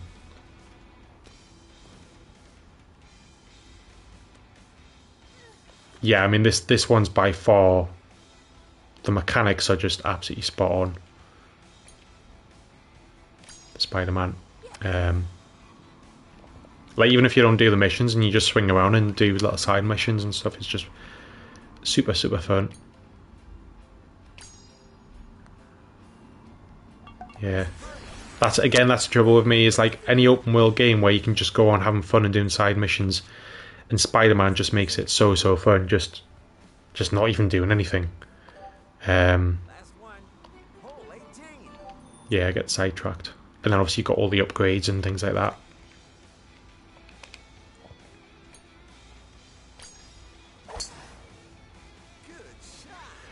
Uncharted, I've never bought. I think one of them I may have as part of the collection, or may actually have the trilogy as part of the collection, I'm not sure. It's one of those games I've tried, I've never bought, and it was mainly watching my brother play it. So it was one of those games that I really enjoyed watching. I could watch this all It's like when The Last of Us came out, I actually didn't play it for ages. In fact, I haven't played that game fully, but I've watched it all. You know, I used to like sit around with my brother playing the game and just watching it and stuff. slowing up. Brakes left. It's got like, obviously, it's because it's so cinematic, you don't even need to play it if you're watching someone else do it. It's like really fun because the story's really good, the cinematics. Be cool.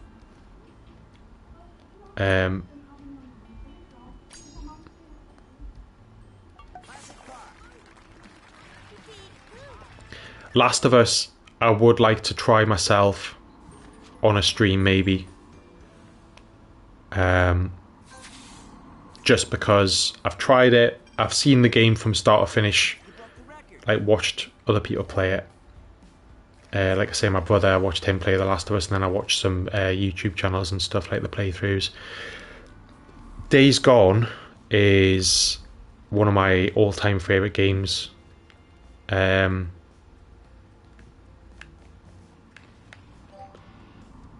I didn't expect it to be. I love zombie games, like absolutely do, but I didn't expect it to be that great. But It's so good. I've completed... Now, that's one game I have completed, and I've completed it multiple times. Honestly, if you've got it, try it. It's so, so good. Days Gone. Time to start. Okay. The story's really good. The acting's really good. The gameplay's really, really fun. You know, it's open world. You've got upgrades for sort of different parts.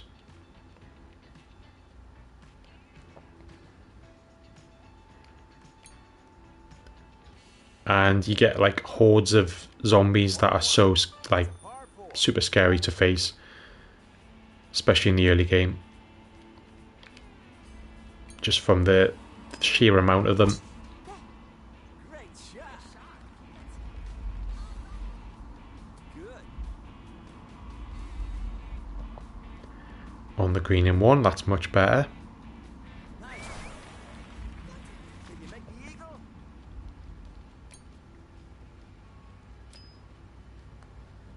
Yeah, I went on for Days Gone. I think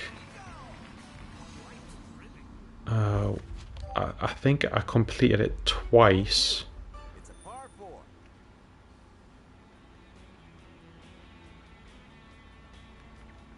Oh, thanks, I appreciate that. I mean, I would definitely be interested in playing Days Gone again, if that'd be something interesting to stream, maybe.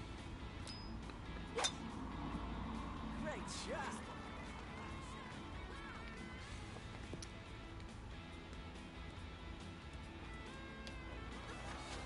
But I've definitely completed it at least twice, because you got like a new game plus.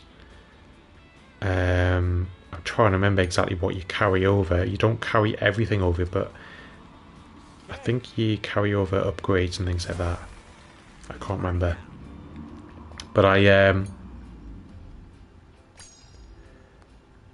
think I then started playing the very highest difficulty on a new game plus, which is really fun, like really difficult.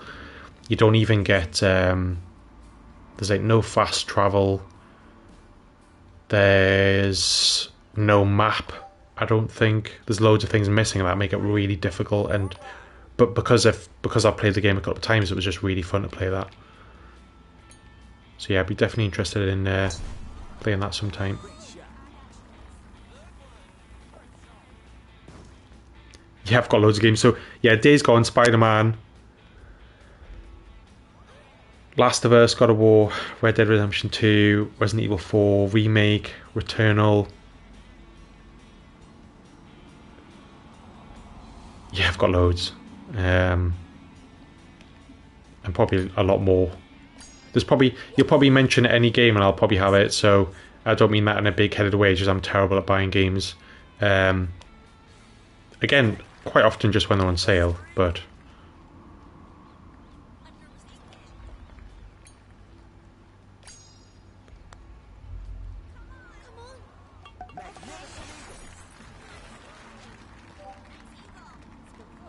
Hole 4.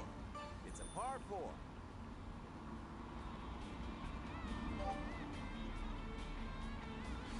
But yeah, I'll definitely give them a go on stream at some point.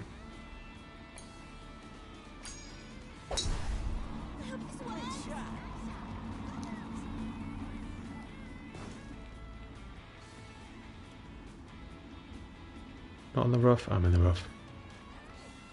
Don't ignore the game.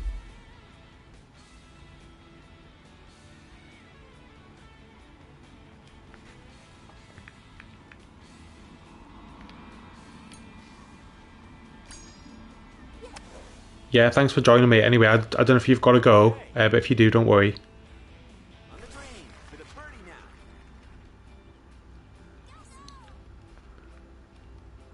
Breaks left.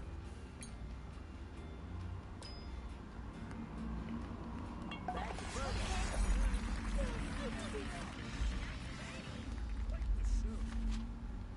Right on spin. Ah, I got you. It would be a treat. Yeah, I'm misreading that. I'm sure some of the I'm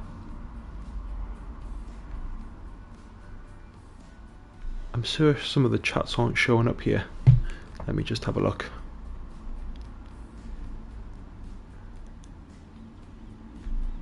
Yes, we had just refresh it. I thought you said something about Sekiro. The star, yeah, star's hole in one. So as you can see, the best I've ever scored on hole 3 is a. No, hang on. No, sorry, no. A star is an albatross. So just to confuse you even more, an albatross is like 3 under. So for a par 5, you have to hit it in the hole in 2 shots, and that's actually more rare. It's harder to get than a hole in one.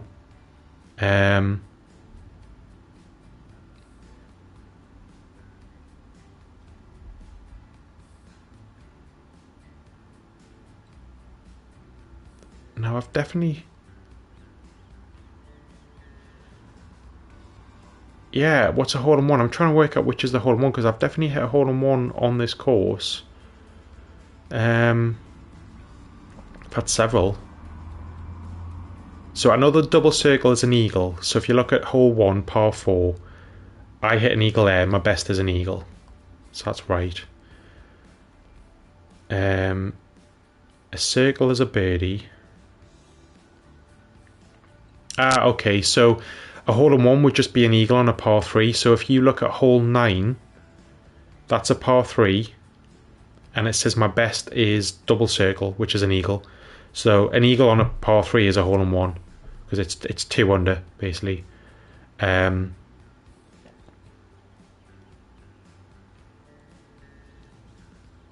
yeah, you can see I've definitely hit a hole in one on hole number 9 before, and yeah, that must be the only hole I've got a hole in one on this course. But I have hit a hole in one on other courses as well. I could maybe have a look at my stats afterwards, after this course.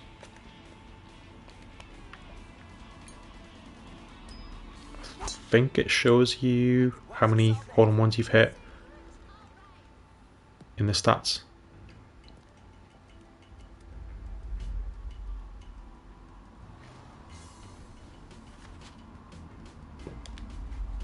Oops, don't want to take that shot there.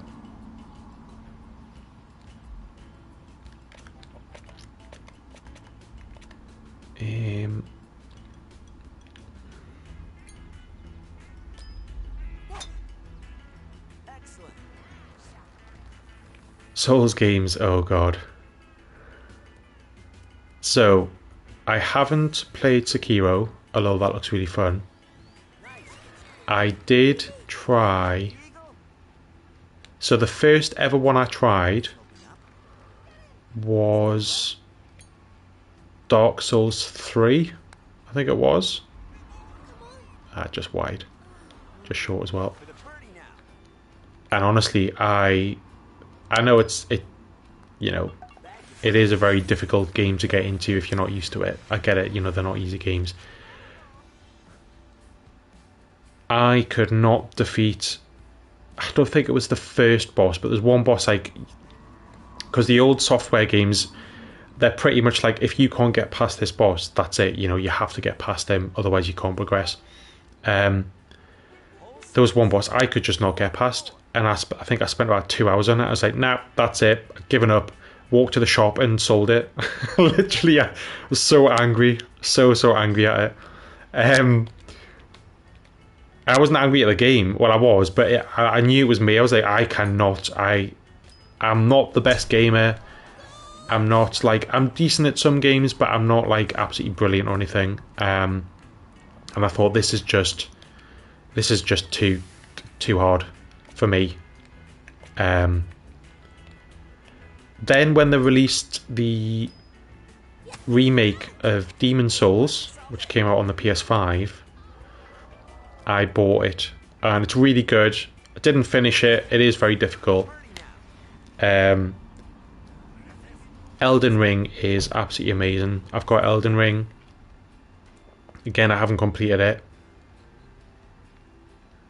obviously, because I don't complete games, basically. No, I do complete games, just not many of them. Elden Ring is just absolutely insanely good. It's like the best of the Souls games, but also with the freedom of, do you know what, if you don't want to face this boss, go and explore the world elsewhere. You know, go and level yourself up, go and face another boss, go and do something else. And I think that was really good, because if I got frustrated at one part, thought, you know what, just take some time out, go somewhere else, explore, level yourself up, or get better at the game, and then come back. And I think that's really good. I think Elden Ring is, to me, the best of the Souls games. I don't know what like true hardcore sort of From Software players think of that. I know a lot of them love it, but I think it's probably the easiest one to get into. If God, there's loads of sirens going off here. Oh, nearly got a hole in one. Nearly got a hole in one, and I wasn't even concentrating. 170 bosses in Elden Ring. That was close, yeah. I didn't know there was that many bosses, because I know there's like mini bosses as well, isn't it? But yeah, it's a really fun game, Elden Ring. I'd recommend that game to anyone, even anyone that thought, do you know what, it's Souls games are too hard. Like, I would agree with you. Maybe not too hard, because it depends on your skill level and what you like. But God, that was lucky. If you're gonna start out on one, start with Elden Ring. If you're worried about not being good enough or being frustrated with the game, go in. Nice. Yeah, I know you've had a lot on, haven't you, with your college work? So.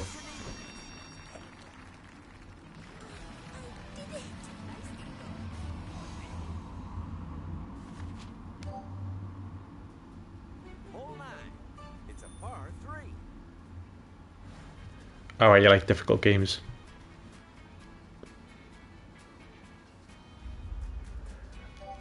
Yeah, I agree with Sekiro. That's definitely one that interested me, just because of the look of it, the story. But I just know that I'll probably get frustrated with it if it was, I don't know, if I was better at games, or if it wasn't as difficult, I would definitely get it. If there was like an Elden Ring version of Sekiro, if that makes sense, I would definitely get it. Like a more open world version. You can parry everything. I'm not very good at the parrying. Like on the, I know it's not quite the same in Sekiro, but the parry system in the Souls games, I'm just not very. I always mistime it. Alright, you suddenly got good at the game through the parry system. It's nothing like a Souls game. Okay.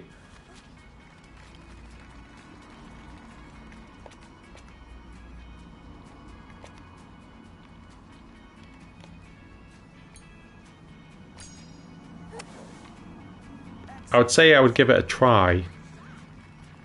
But again, the problem is with the amount of games that I have. I think it's got the best combat mechanics from all of the FromSoft games. Okay.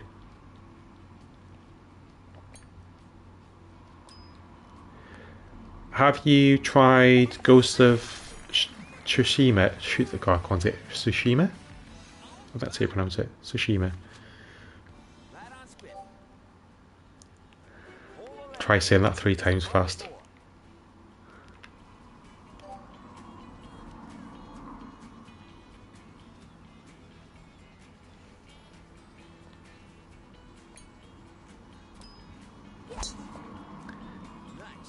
I mean, you're going to be shocked at this, but I've actually got Ghosts of Tsushima.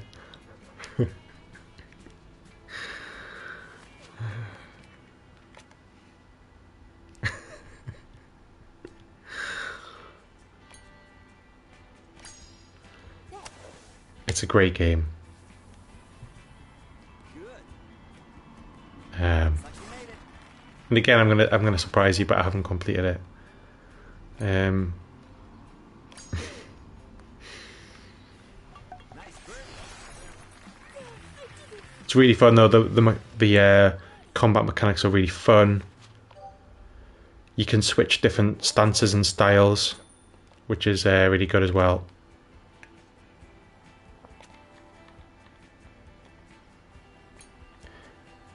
It's not really a bad thing, but I just think there's just too many good games to play. Good.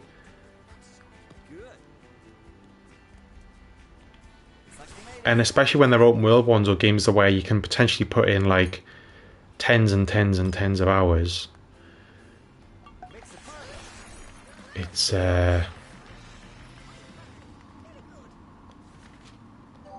don't know, like where do you start? Like I think you sort of, for me, I struggle on focusing on one game, or I can't focus on one game and flick between different games, or I just solely focus on one game and play that game for ages and ages till I get absolutely sick of it. So therefore, I don't give the other games that I've got a chance for ages. So I don't know what to do about that, and it's time as well, you know. I've got work and stuff, and I've got a son as well, so it's like it's finding the time to do all of this stuff. And Good. ooh, Nelly, Nice. Come on, get that birdie. don't tempt me into buying more games, please. I agree. I mean, Sekiro was on my wish list for a while, and I think it was on sale. It's probably been on sale a few times on the PlayStation, but It's a par. I came up for sale a couple of times. I was really tempted, but I think it was on sale around about the same time Elden Ring came out, and I know it's a different game than Elden Ring, but it's a similar sort of feel, you know. I know it's a different sort of tone and stuff, but I just thought, well, I've got Elden Ring, I'm probably not going to play two From Software games at the same time.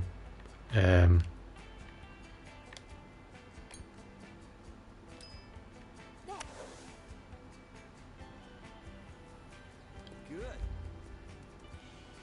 Looks like you made it. So is there any particular games that you're playing at the moment that you sort of, I know you've had a lot on with college and stuff like that, but are there any particular games that you're focused on at the moment? Flat on spin.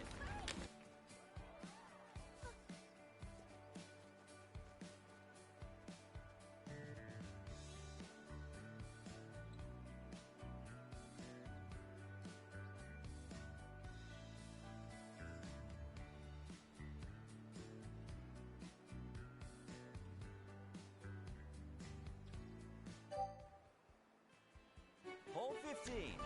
It's a par 3.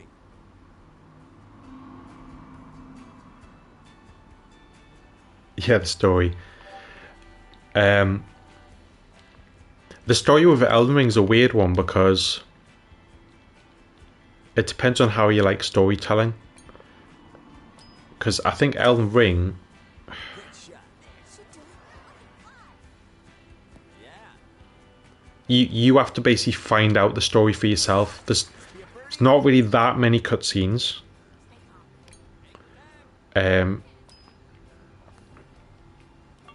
A lot of the story is told through like other means, and a lot of it's not obvious. And I haven't played anywhere near enough the game to know the story fully. I've seen a lot of other people streaming it and things like that, but it's very confusing. So yeah, and it's got multiple endings. Yeah.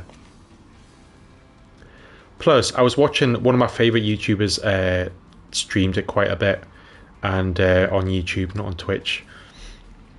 And he absolutely loves the game, but he says one of the confusing things, there's so many people with very similar names as well. So there's about 8 or 9 different female characters, and they all start with the letter M, and they all sound very similar. So you're trying to remember who's who, and right, we're good. Just to let you know, we're going to try this game shot again.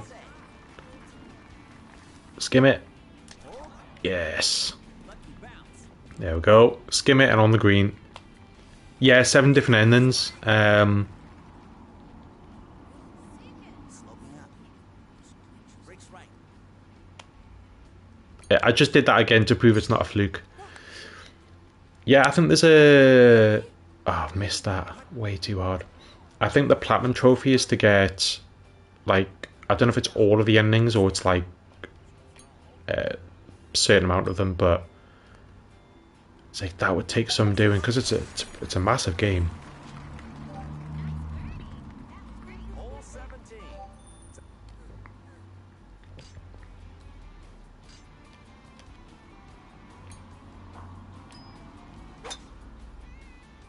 So you think Sekiro is a better game in terms of story? Like I say, it depends what you like. I wouldn't disagree with you. I haven't played Sekiro, so I couldn't say one way or the other. But I think there's certain games that just stick with you for some reason, or like resonate with you.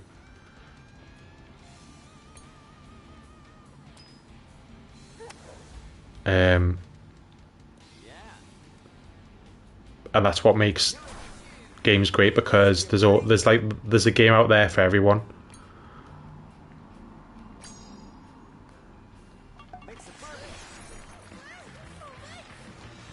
And like I say, I haven't tried Sekiro, but I've heard great things about it. See, just looking, I'm just going into the 18th hole now, and I'm currently 21 under. So if I get an eagle on this, I'll just be one short of my best round, which is quite surprising considering I haven't really been sort of paying attention that much. But anywhere below 20 under is a very, very good round. I think I was stuck on minus 22 for this course for ages, and then I got to minus 23 and minus 24 in the past couple of weeks. I doubt I'm ever going to beat minus 24, because you pretty much have to... Actually, I could, because the round that I hit minus 24 on, hole number 7, which is a par 3, I only parred, and normally I would birdie that, so I could have got a minus 25, but you pretty much have to play perfect, and you have to hole out a few shots from distance, not just put them in. You have to hold them out from outside the green, so you have to have an absolutely perfect round, and maybe a little bit of luck as well. So sugar, I've just absolutely fluffed that, by the way. I accidentally pressed the button, I didn't mean to. I've just you've just put Golf and God in the chat, and I've just absolutely fluffed the just to disprove you.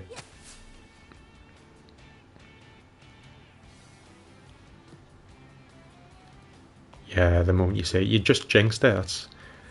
Yeah, I just accidentally pressed the button. I didn't mean to, and once you've done it, I didn't have a choice but to... You can press the power button, like I'll do it now. You can press the power button, then not press anything, and then let go, and it doesn't do anything. But I had pressed the second one. I'd accidentally pressed it really quickly, my finger twitched. Anyway, I can still probably...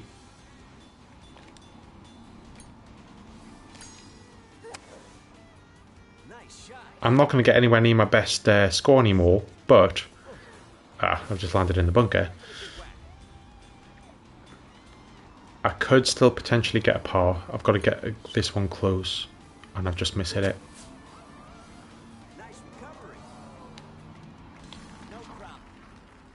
So I have to get this one at a par, which wouldn't be a terrible result.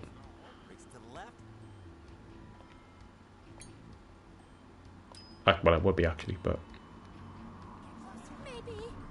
Nah.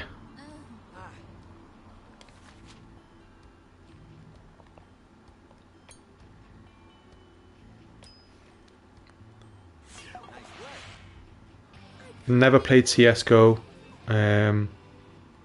Seen a lot of it. I'm not massively into sort of multiplayer, first-person shooters, things like that. Not because I don't like them, but because I'm so bad at them. Or I'm just... maybe not terrible, but I'm just really, really average. Used to play a lot of COD back in the day, like I say, Modern Warfare, things like that. Love playing it, but... And maybe partly because I didn't play it like, you know, like all the time and got really good at and known where all the good parts of the maps are and things like that. But had loads of fun playing them, but I wasn't in there to win any matches because I certainly wasn't going to. So I tend to stay clear of them nowadays because I've got even less time to play them. So I tend to stick to mainly single player games. But I think when you get a really good online sort of game, it's a lot different. You know, having that interaction with other people and you know, playing as a team or whatever. It's just absolutely brilliant. Obviously, you've been playing Counter-Strike for 11 years. Wow, you must be pretty good at it. Turning 21 this July. Damn, that's a big age. 21's a big age to turn.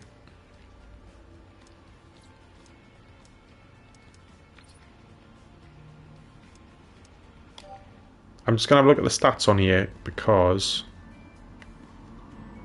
I can't remember if it says anywhere.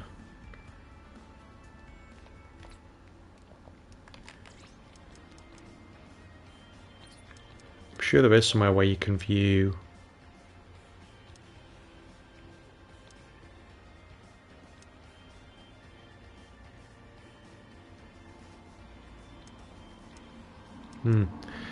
So unfortunately you can't actually, I think it's a real shame they didn't include this, but you can't actually see the number of hole-in-ones you've hit, which is a bit stupid. So it gives you the number of condors, albatrosses, eagles and birdies, but on this game they class a hole-in-one as an eagle, which it technically is. It is an eagle, but it's not a standard eagle by any means, so I think they should have had that as a separate. I've hit 2 albatrosses though, like I say, they're to me they're probably the rarest shot. And a condor, you never, I don't even know how you would get a condor. I think you have to pretty much find a glitch or something, I don't know. A hole-in-one is the best. So it's hard to explain, but a hole-in-one is like something, you know, if you're a golfer, you know, the one thing you're going to say is if you've hit a hole-in-one, that's like massive. If you're a professional golfer, you probably hit loads of hole-in-ones, but if you're just a fairly normal golfer, to hit a hole-in-one is absolutely massive. It's the biggest thing you do. But in terms of how rare it is, I believe that an albatross is a lot rarer than a hole-in-one because, like I say, you've got to hit a shot in 2 on a par 5. And normally on a par 5, your second shot's going to be probably from 200 yards plus. So, again, just because it's slightly rarer doesn't mean it's better, but I would still say like a hole-in-one is the thing that people look at. But I've hit more hole-in-ones on this game than I have albatrosses. Don't know how many hole-in-ones I've hit, but it's definitely more than 2. If I can show you one of my hole-in-ones. I know I've been posting them on YouTube as like shorts, but it automatically. What's really good about this game is it automatically saves you replays. So, and then you can. I'll sort by distance. And then you can lock some ones so they don't get deleted by accident. And then what it does is when it fills up with space, it just deletes automatically the replay that's the shortest distance. So next time it'll probably delete the one that's from only 13.5 yards because that's just like a little chip in, which is like a fairly standard shot. It's good, but it's just fairly standard. And these ones I've saved so they don't get overwritten. Yeah, so that's a hole-in-one. It's like I'll show you a hole-in-one, but again, I've posted some of these on YouTube as a short. I don't know if you've seen them or not, but it's just really handy that they save them. It's great.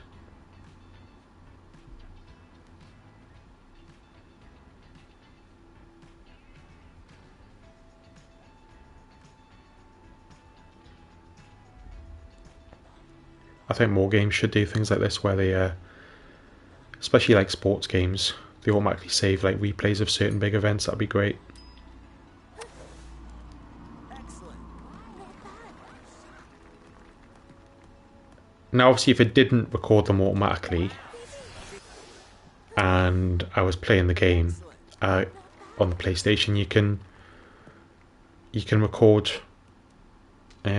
sort of retroactively. So if you're playing a game and you weren't recording and you did a really good thing, I don't know if you knew this, but you can then like record the last sort of 30 seconds or minute or 5 minutes or things like that.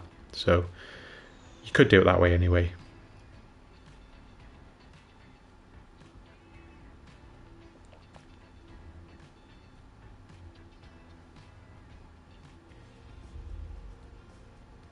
Yeah, exactly, like NVIDIA. Yeah, like you can record.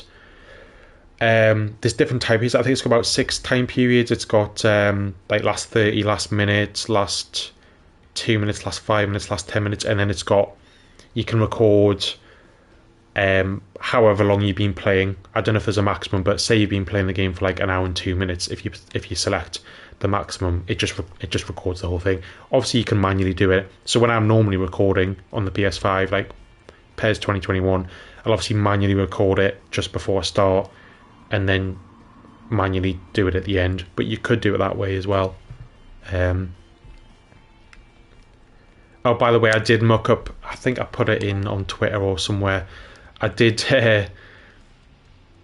muck up one of my recordings for PES 2021, and it wouldn't be due out until a while anyway.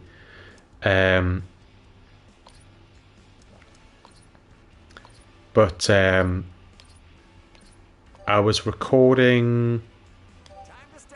It was really late at night. I was tired. I hadn't recorded in a while, actually. I was sort of not forcing myself to do it, but I was thinking, right, I've got to probably record a few episodes. And I was sort of missing playing anyway. Probably chose the wrong day to do it, because I was pretty tired and had a long day at work and stuff. Anyway, I think I had already recorded one episode or two, and then I played the game. I had definitely, started recording and everything.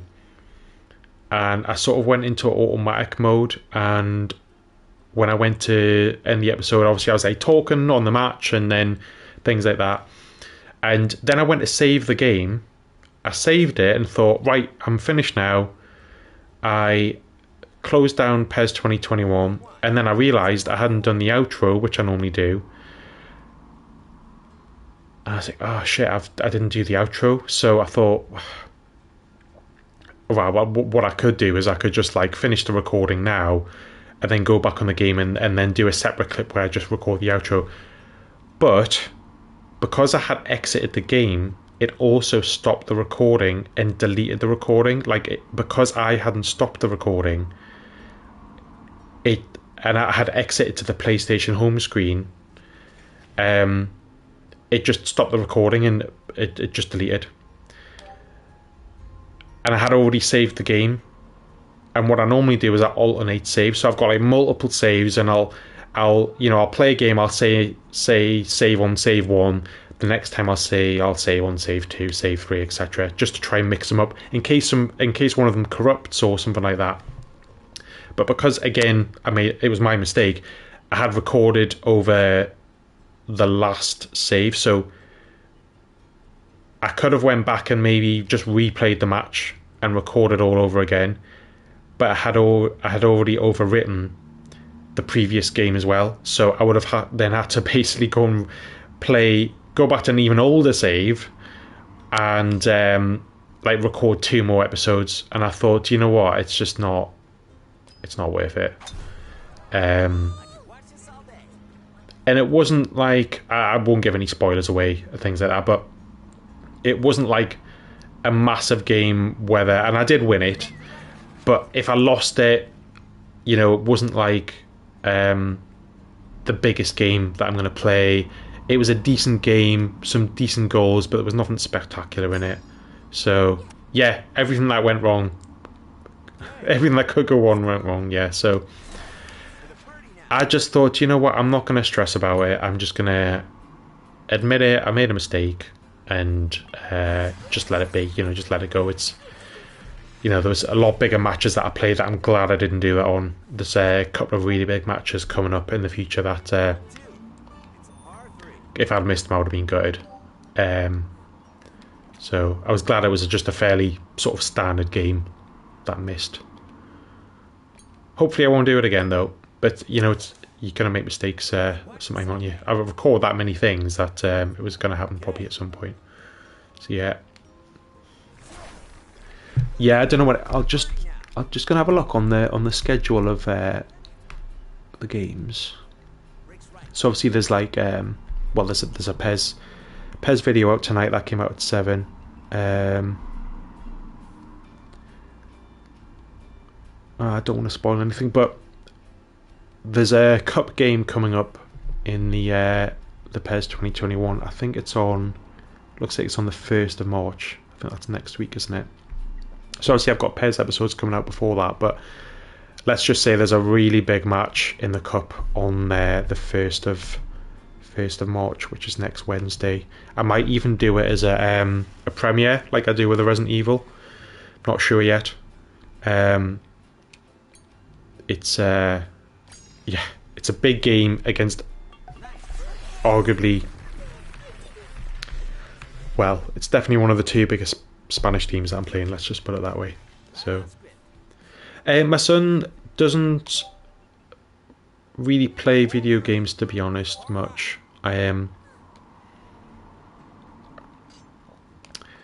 Although he does like, I don't know if you've seen or played it, but there was a free platformer that came with a PS5. I've went out of bounds again, have I? No, I haven't.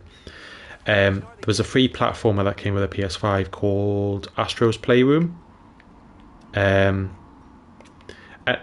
It's not even like really, wasn't even supposed to be classed as a full game. It was pretty much like a demo for the PlayStation and the controller, the DualSense, because a lot of the mechanics in it are to show off the controller and the graphics and everything.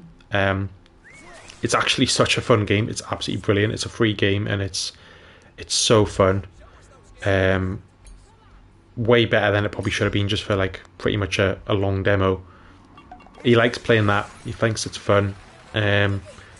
He's not that great at it, so quite often he'll hand me the controller at difficult parts that he can't get past, and then once I'm done, he'll snatch the controller back off me. He tried to play Minecraft for a little bit, but he didn't do any of the actual crafting. He just went around sort of punching chickens and pigs and stuff. Which is kind of fun. He thought that was funny. So yeah. There's actually a video on my channel of my son from a while back. It'll be from around about August, September last year maybe. And it was before I got back into recording and putting stuff on YouTube. Like I put stuff on YouTube like years and years ago, and then I just stopped doing it. But I didn't do it like properly. I did a tiny bit of editing and stuff, but I didn't have a great mic and all that. But anyway, before I even started uploading again on YouTube, sort of October, November last year, I did do a little short video of like me and my son. And my son was just playing Minecraft. And I didn't put it on YouTube for any other reason than I just wanted to make sure I kept it and I didn't lose it. It's quite a sweet video as well, so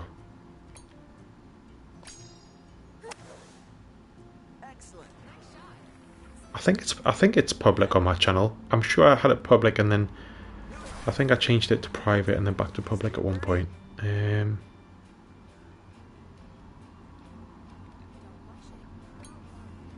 Yeah, I mean, the good thing about YouTube is if you really want to, you don't even have to have them public. You know, you could publish stuff on there and then just keep it private or unlisted.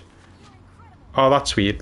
Your dad put your sister's first walk on. Yeah, I suppose that way, unless the channel ever disappeared for any reason, it means you've got it permanently and you can't lose it. So I think that's it's something I didn't think of until I did that. I think it's probably a good idea. Excellent. Yeah, exactly. It's just like an archive. Yeah. Don't ignore the gate.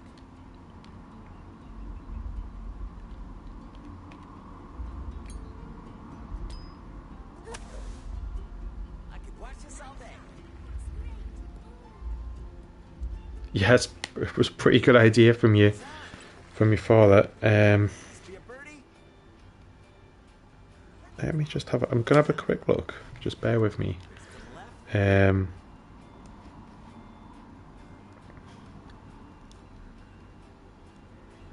Yeah, my dad's the same. He's not the most technologically sort of sound person. He's pretty good at some stuff. Like TVs, he knows everything about TVs, like how to, like, what are the best TVs, what things you need to look for, things like that. He's brilliant. He's okay using his mobile phone and stuff, but a lot of it he doesn't fully understand. I'm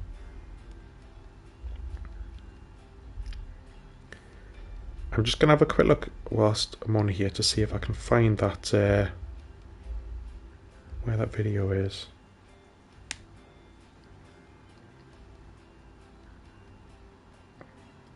Yeah, so just in case you're interested, there's actually 2 videos on there that I posted. So there's one on the 24th of October last year, and then there's one on the 26th.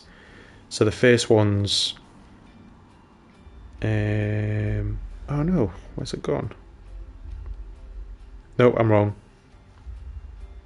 No, so the Minecraft one is from, gosh, from ages ago. I thought it was last year. It was the year before. That's scary.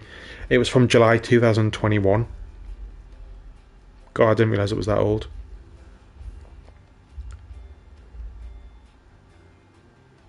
And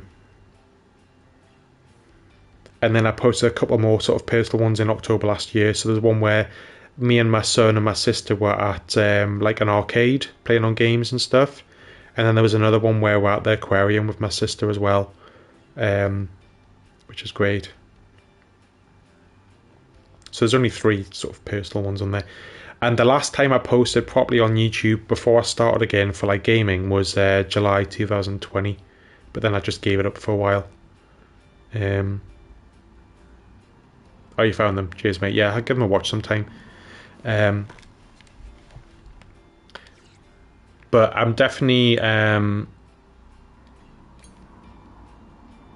more serious about the sort of the YouTube side and Twitch and stuff this time.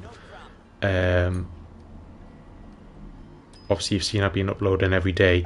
You know, there may come a time where things get really busy where I might have to miss the odd day for videos and stuff, but I'm determined to keep it going in some shape or form. But I've got no plans to slow them down at all. I found sort of a good way of doing it for myself, you know, like I say, doing them in batches and stuff like that is I found a way of doing it where it seems like a lot of work, but because I'm doing it in batches, I can still give myself, you know, plenty of days where I don't do it if I fancy a break, so I don't have to force myself.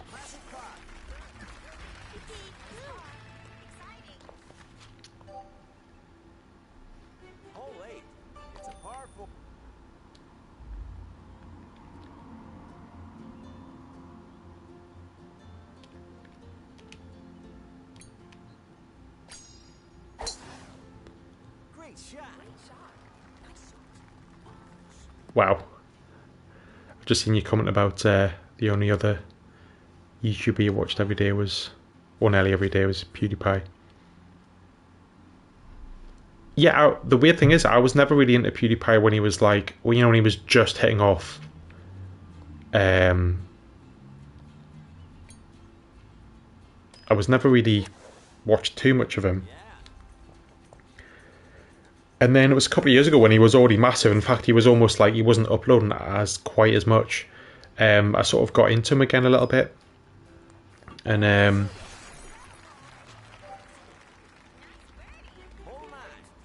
yeah. And there's some obviously great YouTubers out there. And by no means am I doing this in any sort of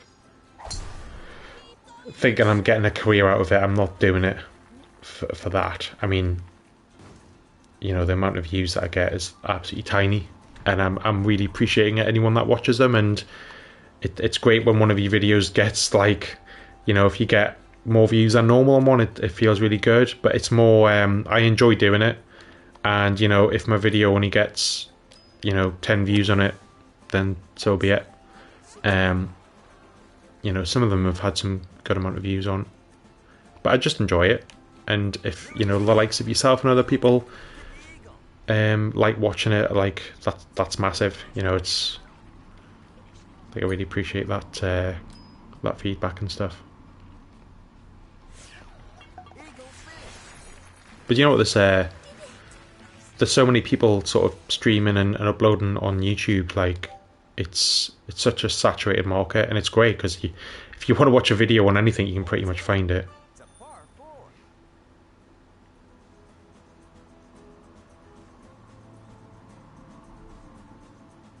I see you subbed to PewDiePie, like, when he was still, like, pretty much a very, very small, up and coming YouTuber.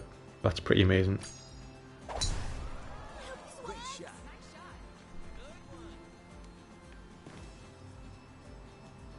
And you need I mean, you know, the likes of PewDiePie and other people that are become massive. You know, they become massive for a reason, because they've got, you know, a certain level of skill and entertainment and personality, clearly, and a lot of work rate. But also, you need that bit of luck as well. You know, I'm sure they've had a point where, I don't know if you've ever seen any of Jacksepticeye, the Irish guy.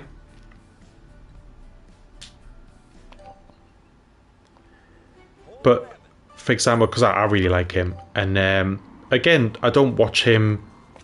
I go through phases where I'll watch his videos like every day for, you know, a while. But didn't PewDiePie, I think you know which video I mean, didn't PewDiePie give a shout out to Jacksepticeye, and that basically made him, like, he was really good, and he was getting, you know, subscribers. But I think PewDiePie recommended him or something, or gave him a shout out in a video, and, like, his subs overnight just went off the charts. And then, yeah, and then he did videos with PewDiePie and stuff as well. But in the early days, when they didn't even work together, he just gave him a shout out, I think, and said, "Oh, this is really good YouTuber. Give him a low." But yeah, so there is that sort of thing where there's a little bit of luck. And the amount of YouTubers that I absolutely love now that I only found by chance, I didn't hear of them through anyone else. I was just like, maybe I was looking for a guide on a game, or I was looking for a video to watch. Happened to watch this, you know, one person and really liked the video, and then got hooked on them and found out they were a brilliant YouTuber. It's just, you know, that little bit of luck. You just happen to find that person at the time. There's some great people out there. Ooh, not in the water. Not in the water. No, you need to stop now. Oh, it's out of bounds anyway.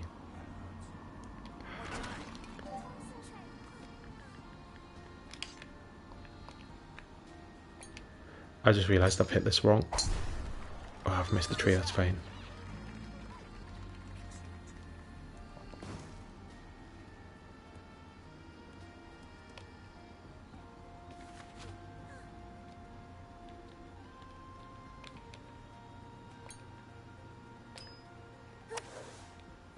Excellent.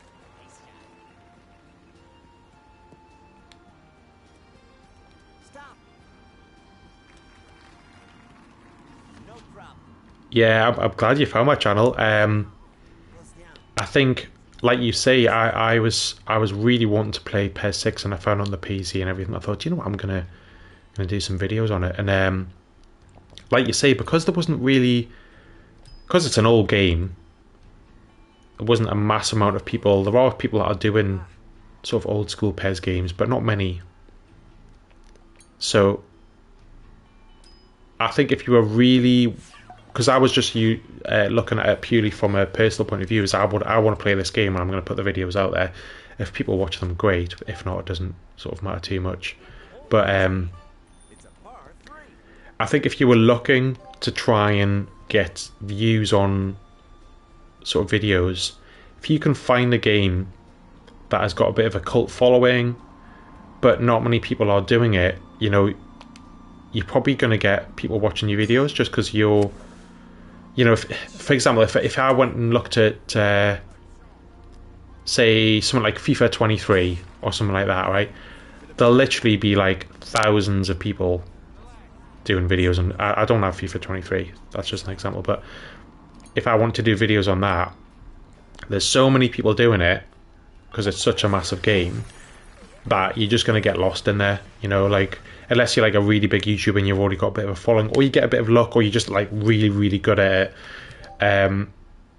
You know, you're just going to get lost in the amount of. If someone searches for FIFA 23, there's like hundreds of thousands of videos. Yeah, that's it. If you've got a bit of a sort of a cult game or something like that, niche following, like you say. But again, you know, like I say, I'm not doing the doing YouTube and doing the streaming for that reason to get loads of followers and subscribers and all of that stuff. I'm just doing it because I like it, and I like the interaction. You know, like with yourself and other people.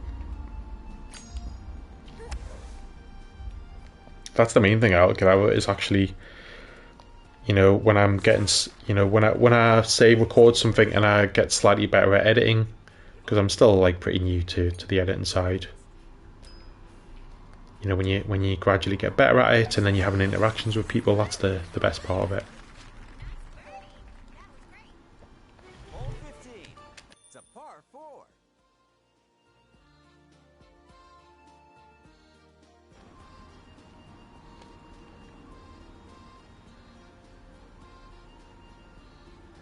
Software for editing. Okay, so I was using.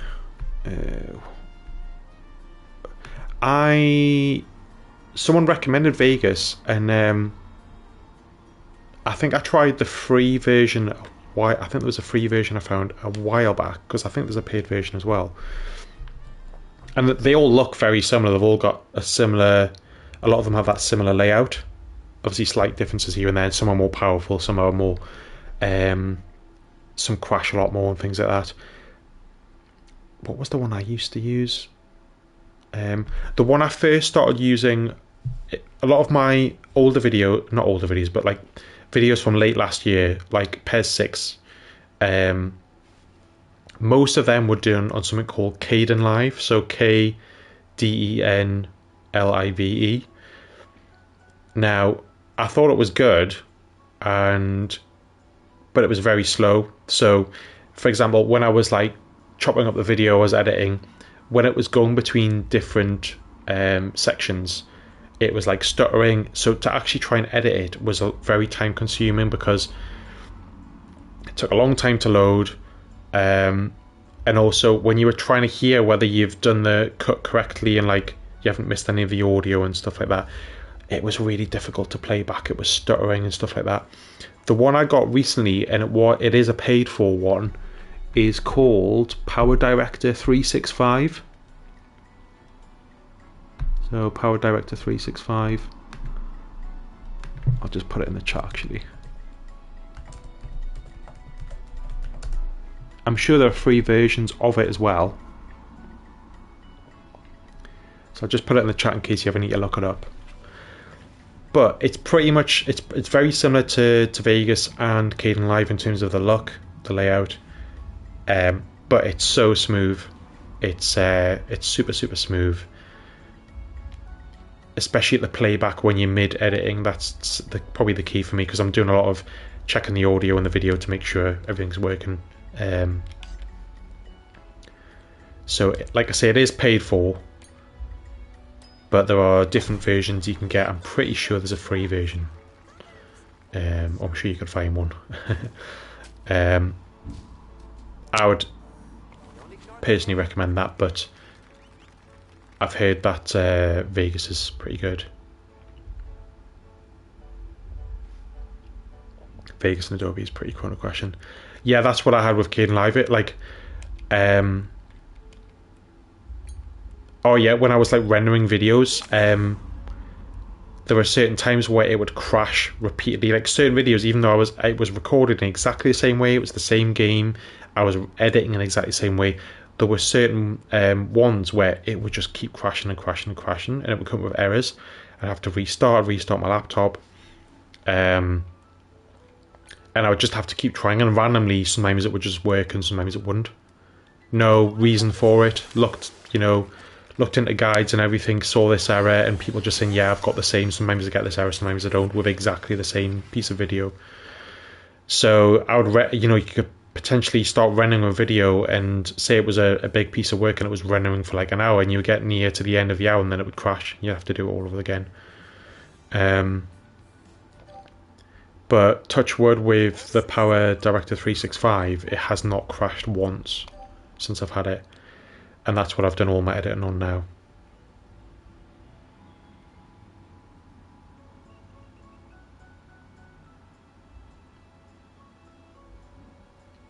Yeah, I've seen Vegas, what it looks like. The layout's very similar to the Power Director 365. It looks quite daunting at first. Like there's a lot of things you can do, and there's plenty of editing stuff that I'm editing in a fairly basic way. I'm not doing crazy things. I'm pretty just cutting bits out, bit of fading in and out, bit of audio adjustment.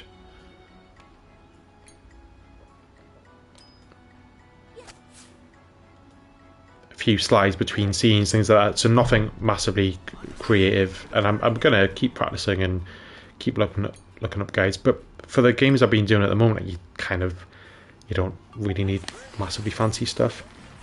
Right on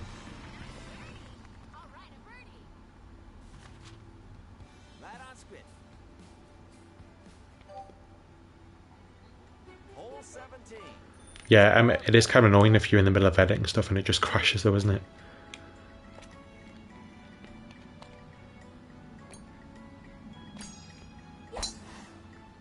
Good shot. Nice shot.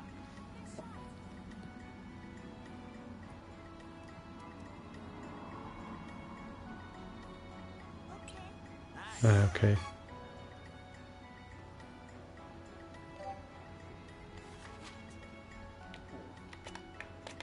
Like I say, if you can find a way of getting that Power Director 365 that was somehow like a trial version or a free version. I know they've got their own website, but I can't remember how much I paid for mine, but it wasn't that cheap. Certainly wasn't the most expensive compared to some of the others, but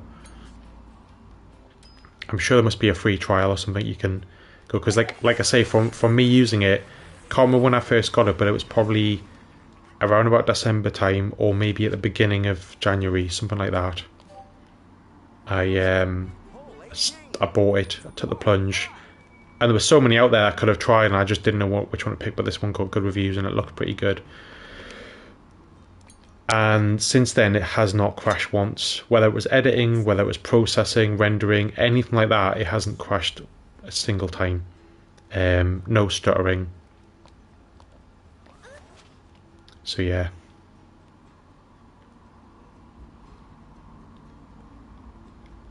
Yeah, let me know if you have any luck with it, or if you need any sort of help or anything. Like I said, I'm pretty new to pretty basic stuff when it comes to editing myself. Something I'd definitely like to get better at, but No. Ooh. That's enough. Looks like you made it. I don't know if you ever saw my Face down. Rings right.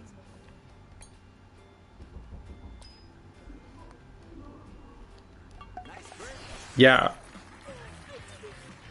I might give you a shout sometime on Discord or something, maybe have a chat about it, but just maybe sort of what stuff you would recommend in terms of plugins and different things like that.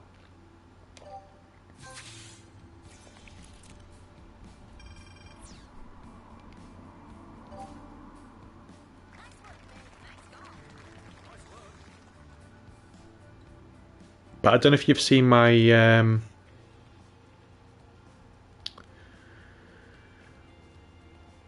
I think I've done about 3 or 4 videos on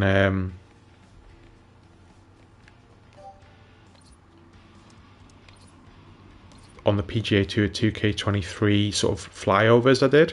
So not the actual gameplay, but the flyovers for the golf courses.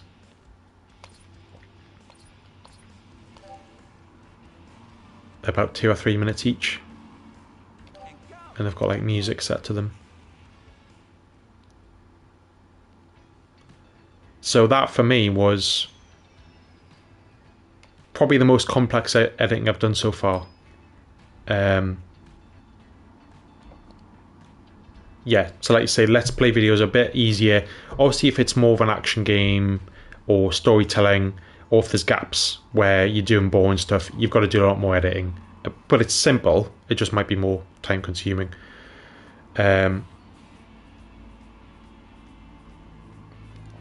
But the flyovers I did for the golf games were very complex. And the reason for that was, well, first of all, to actually, without going into detail about the golf game, but the golf game really wasn't designed to do that. But there's a way of getting into, on the PC at least, of getting into, not exactly a development mode, but a way of like doing the flyovers and going around the course, which you can't do in a normal sort of game mode. But it's pretty manual and time consuming. Yeah, like a free cam mode. But you've got to do lots of other things, which a bit fiddly to get rid of all the UI and all of that stuff. Takes a bit of time. And anyway, so there's that side to it. So I actually had to record the footage itself, which was time consuming, and then for each course I had a piece of music in mind that I wanted to put the footage to. But I also wanted to time sort of parts of the music to certain parts of the course. So like when the music drops or hits a certain part, like I want it to hit exactly a certain point in the course visually to the audio for it to match. And that was the first time I had ever done anything like that, and I really, really enjoyed it. Found it very difficult, but I think as I went on, like the second and third video I did, I could see like I'm doing much better than the first video, at least editing wise. And yeah, I just really enjoyed it, and it felt really good to get the finished product and watch it back and go, yeah, I'm genuinely happy with that. Like that took a lot of hard work because I wasn't used to with the editing as well. Like probably to a lot of people that are really skilled in editing, that's fairly basic or fairly simple to do. But it certainly wasn't for me. I would like to do more of that, but the trouble is I don't know what to do it with. So I'm not going to go out there just for the sake of it and do it. The first time I did that was for a mate who because you can create courses on the PGA 2K23 video, and obviously I was doing some videos, so he was like, oh, like, he used to do videos back in the day as well. He said, do you mind doing a let's play of my course, and like let me know what you think, and doing like, talking over the top and stuff. So I did that, and then secretly in the sort of background I was like, I really want to do like a trailer for his course. And like what I actually did is he used to do a let's play on one of the PES games years and years ago, and like it was brilliant, and he used this piece of music in his videos, and I actually used the same. I managed to find the music he used in his videos back when I was just a viewer, and I became actually good mates with him in the end. But I used the same piece of music for his course, and I didn't tell him about it, and I just said like I'm gonna do something, and I'll let you know. I hope it's okay, but I don't really want to tell you like what it is.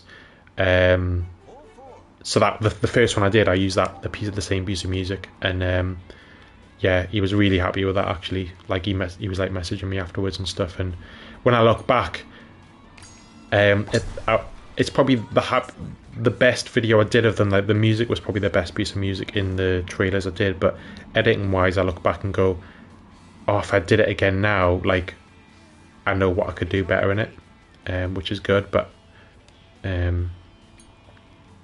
yeah, so I'd maybe like to do some more stuff like that, but I just don't know what to do on, because I don't want to just keep doing the golf courses and stuff. So yeah, I want to do that creative side, but just don't know what game I would do it with and how, you know, I don't know. So you say you do the CSGO stuff, like where do you actually post that? I don't know if have you actually got a YouTube channel or anywhere that I could have a look at that?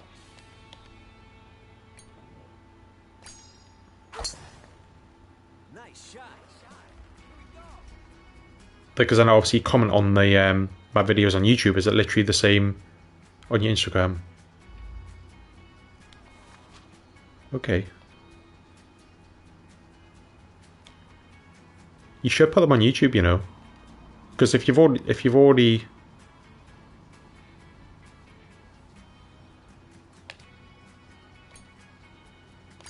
done them for Instagram, you've already done all the editing. You could put them on as either like short videos or actual YouTube shorts.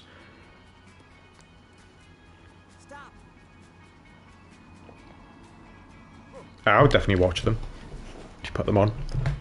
And what I'd say from experience, it's quite difficult as a starter on YouTube to get views on normal videos. But some of the shorts I've put on, and I don't know if you've ever done that on YouTube, but they can get some, like, I mean, I'm not crazy views, I'm not talking millions, but for myself, like, there was a couple of shorts I put on where I think there was a free kick I scored on PES 2021 that I put on there, and it got like 5,500 views. And you know, my videos normally, like my normal videos, you know, if I get 100 views on a video, that's good going. And this short that I put on, that, you know, it was a free kick, it was a decent free kick, it wasn't a spectacular video. It just randomly got like 5,500 views. And there's been a few other shorts that, I mean, they haven't ever reached that height, but that have randomly got like over 1,000 views and stuff. And I'm like, that's just, I don't understand why it's got that. Yeah, the Trippier, yeah. So I would say, if you've put that time and effort into doing it, the actual uploading, especially the shorts, you don't really need to do much. You can just put it on there, put a few, set it private at first. Upload it on your mobile first via the shorts function, but set it as private. And then either on your PC or on, if you got the YouTube Studio or Creator app on your phone, you can edit a little bit more on there, so you can like put some tags on and stuff. But even if you don't put any tags on, just put a catchy title or short title, and you might get lucky, and you might get like, you know, a few hundred views on your first time doing it. I just think if you put all the effort in the front end and edit it and all that stuff, you could upload it in like literally a minute. Like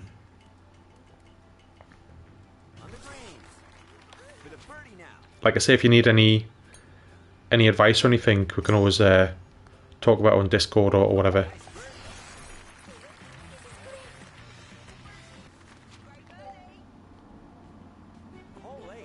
And like I say, I would definitely watch it if you put it on there.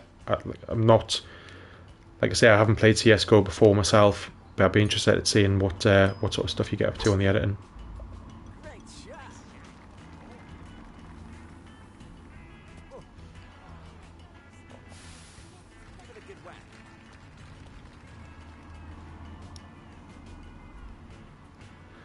So you think people wouldn't watch them because it's on YouTube rather than Instagram?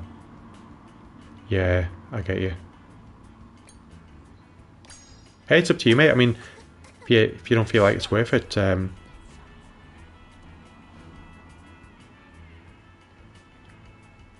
Instagram with the same name. Okay. So you get pretty decent views on there.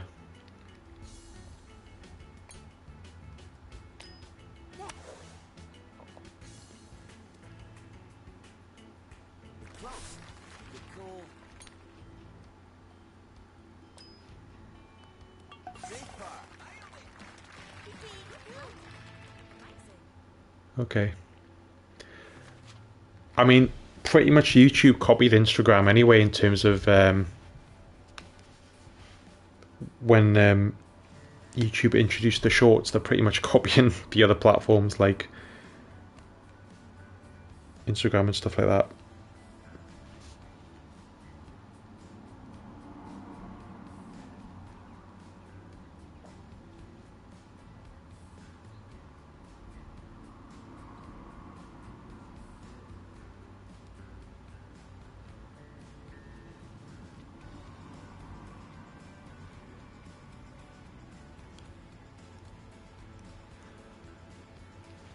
So I'm just checking. I've just searching on Instagram.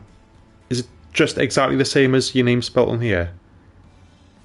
Because I found there's only one profile I can find, and but it's private. Is that right?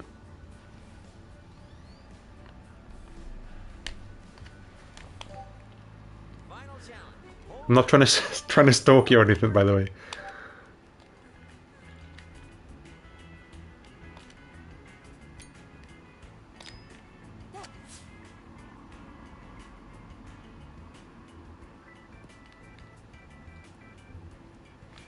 Looks like you made it.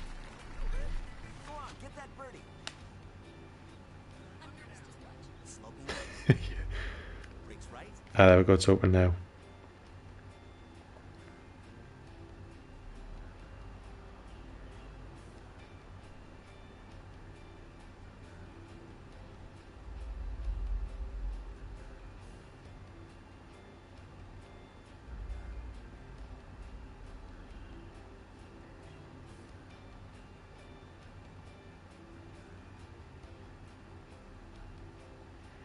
So it looks like the last one you posted was December, is that right? 23rd of December. Unless you got stuff on your stories as well. Yeah. Anyway, I'll take a look. I will take a look, mate. But yeah, just have a think. I mean, like I say, I understand, like, what you got to weigh up is it worth my effort to do, you know, like to put it on YouTube and stuff. And if you don't fancy doing it, then that's fine. But maybe give it a shot with one, you know? No problem. Because the weird thing about YouTube Shorts is it's totally different than normal YouTube, because it just recommends it to like anyone, like in your Shorts feed. So even if you haven't got subscribers and stuff, you can still get good views. Whereas if you're uploading videos, it's more based on your sort of subscribers, and it's a different algorithm. I mean, YouTube's algorithm doesn't make any sense half the time anyway, but so there is a lot of luck. But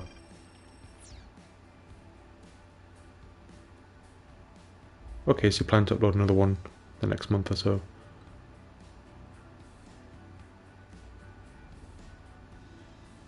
Okay, so when you say you've gotten backed up, do you have like the original or the edited version?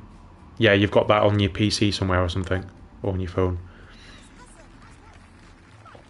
Yeah, it's a good idea. That's what I do with mine. Well, I do delete them after a while. So what I normally do is, depending on whether it's on my PC or PlayStation. So on the PlayStation, obviously I have the video sitting there. I've got a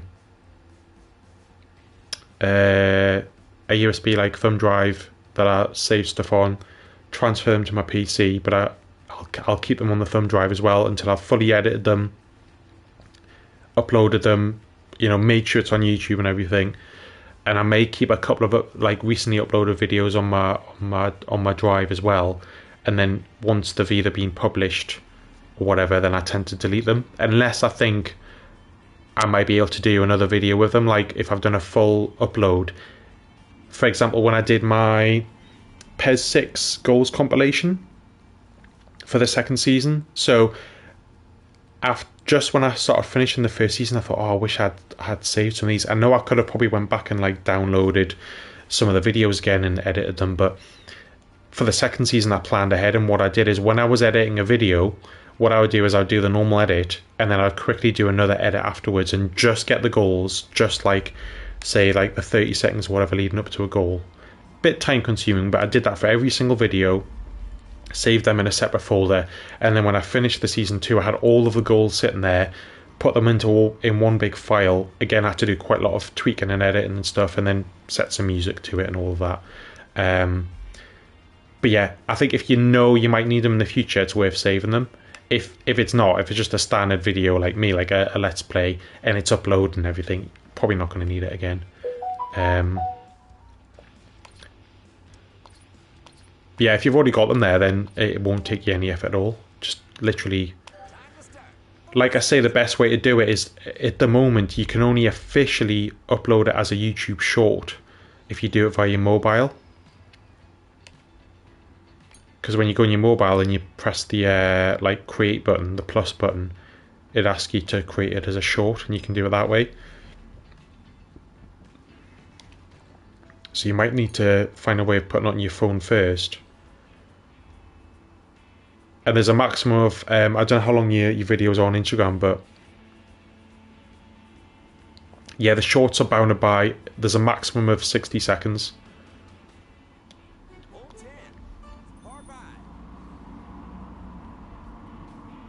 Okay. I mean, you could upload them as just a normal video.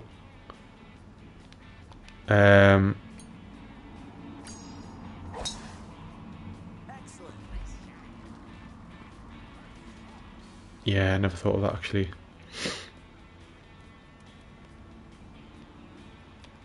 But it may be one of, if say you upload a couple on YouTube, like the normal ones, say if they're a few minutes long, whatever.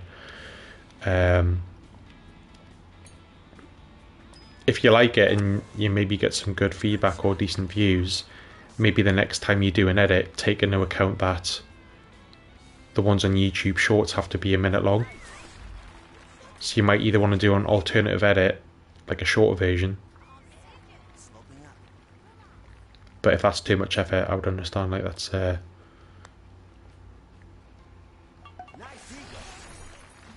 yeah. I did that recently with one of the Hitman things, so you probably saw, but I did a guide for, I forgot what it was. I did a few guides, but one of them, I did a guide, and it was probably about 2.5, 3 minutes long normally. Maybe not even that, but it certainly wasn't a minute. But I managed to cut down. I did it as a short as well, but I did a cut down version, which was, the main parts were exactly the same, but I just cut out some of the start and the finish, like the intro and stuff, and I managed to get it under a minute. So I kept that in mind when I did the short. And if you do them both pretty much at the same time, it's not like double the effort to do the two videos. It's just a little bit more effort.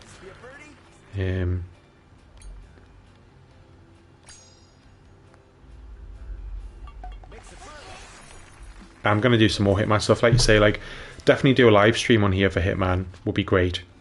But also I'm thinking of doing some more guides just now and again. If I spot some of the challenges where I think, you know, that'd be really useful to have a guide for that.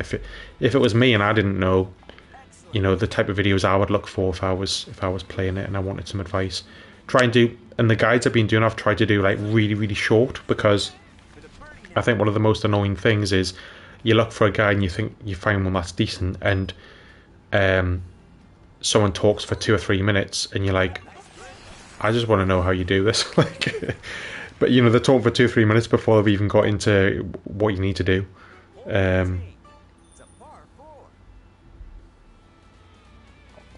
Yeah, exactly. Upload a main video once a while.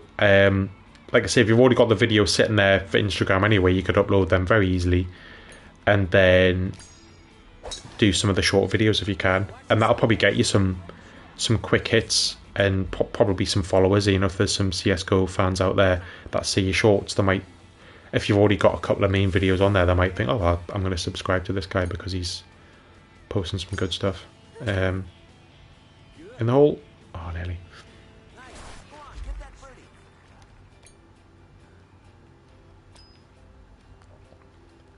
But yeah, let me know how you get on. I know you've got a lot going on at the minute. You've got probably some more important stuff, you know, with all your college stuff and that. But, you know, you don't want to add to the stress. But if it's something you enjoy doing...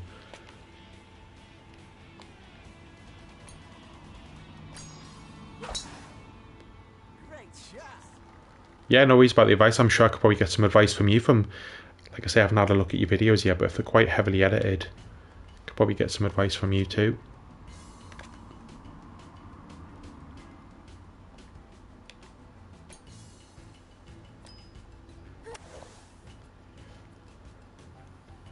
Yeah. Get this week out the way first before you start thinking about that.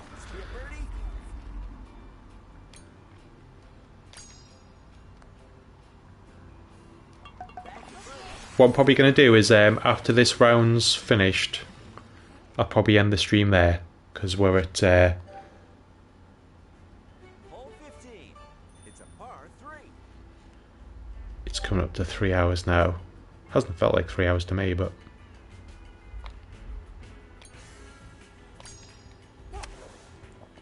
Excellent. Good. Nice. Yeah, I'll definitely drop you a message on Instagram. Birdie.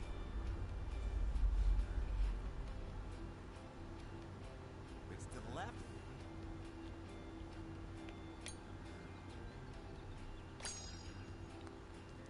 Nearly 2:30 AM there. God.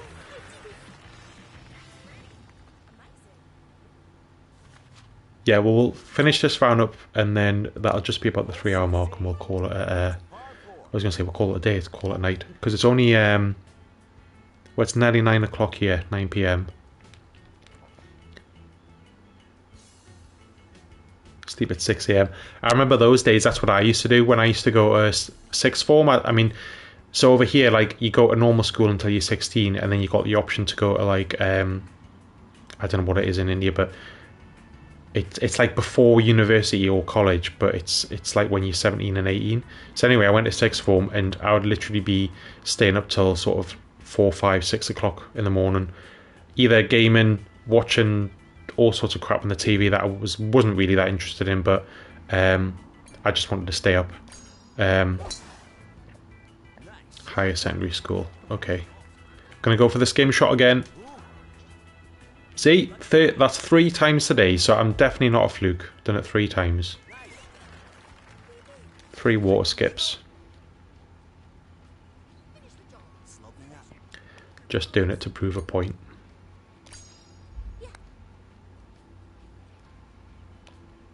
Yeah. Yeah, but nowadays I probably don't have not so much the luxury, and I could stay up late if I wanted to and be absolutely shattered the next day, but I just with work and stuff, I don't think I'd be able to function at work if I did that. It's definitely easier when you're a bit younger.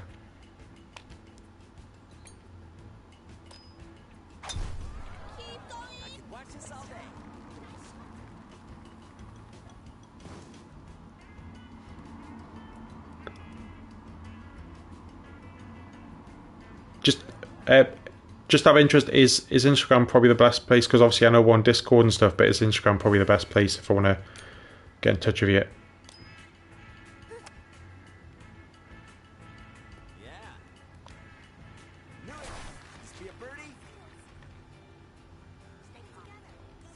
Okay.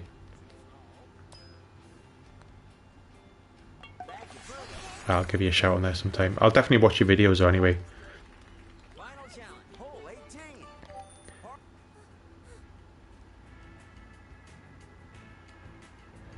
Yeah, to be honest, Discord, obviously I've got my channel on Discord, but I don't use it massively. Now, if there was more people on there, I would use it more. But obviously you're on there, and there's a couple of other people on, but you know, if I got a few more people, I would definitely use it more. But I'm the same, like I put stuff on there for the channel, but I don't go on too much other than that. I've got my notifications on, so if you... Yeah, I mean, to be honest, there's people on there all the time, but Oh yeah, Twitter, of course. Twitter, I keep forgetting about Twitter. I use Twitter quite a bit. I mean, it's a bit of a shit show on Twitter, isn't it? But I like it because I can at least keep up to date with certain things. It's good for like sports and gaming and all that sort of stuff.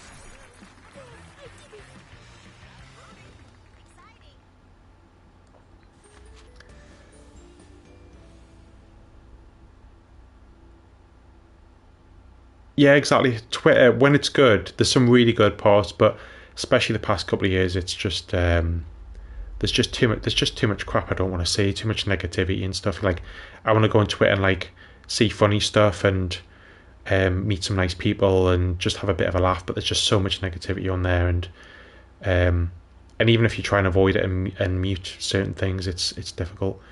But I still enjoy it because, like I say, keeping up to date with different sports, gaming stuff, especially, I really enjoy. So yeah, it's definitely unavoidable.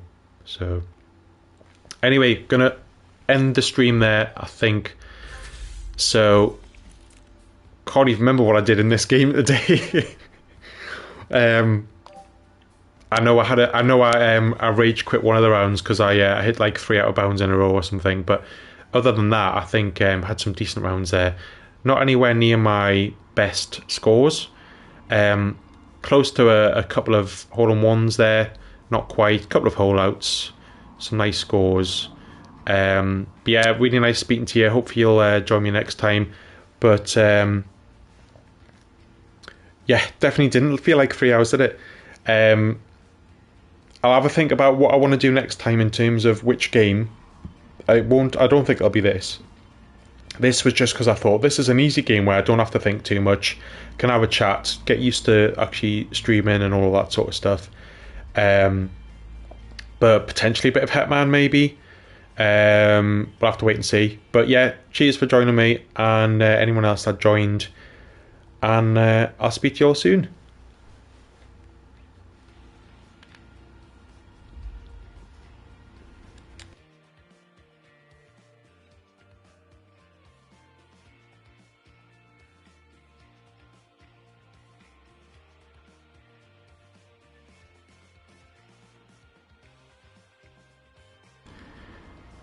See ya.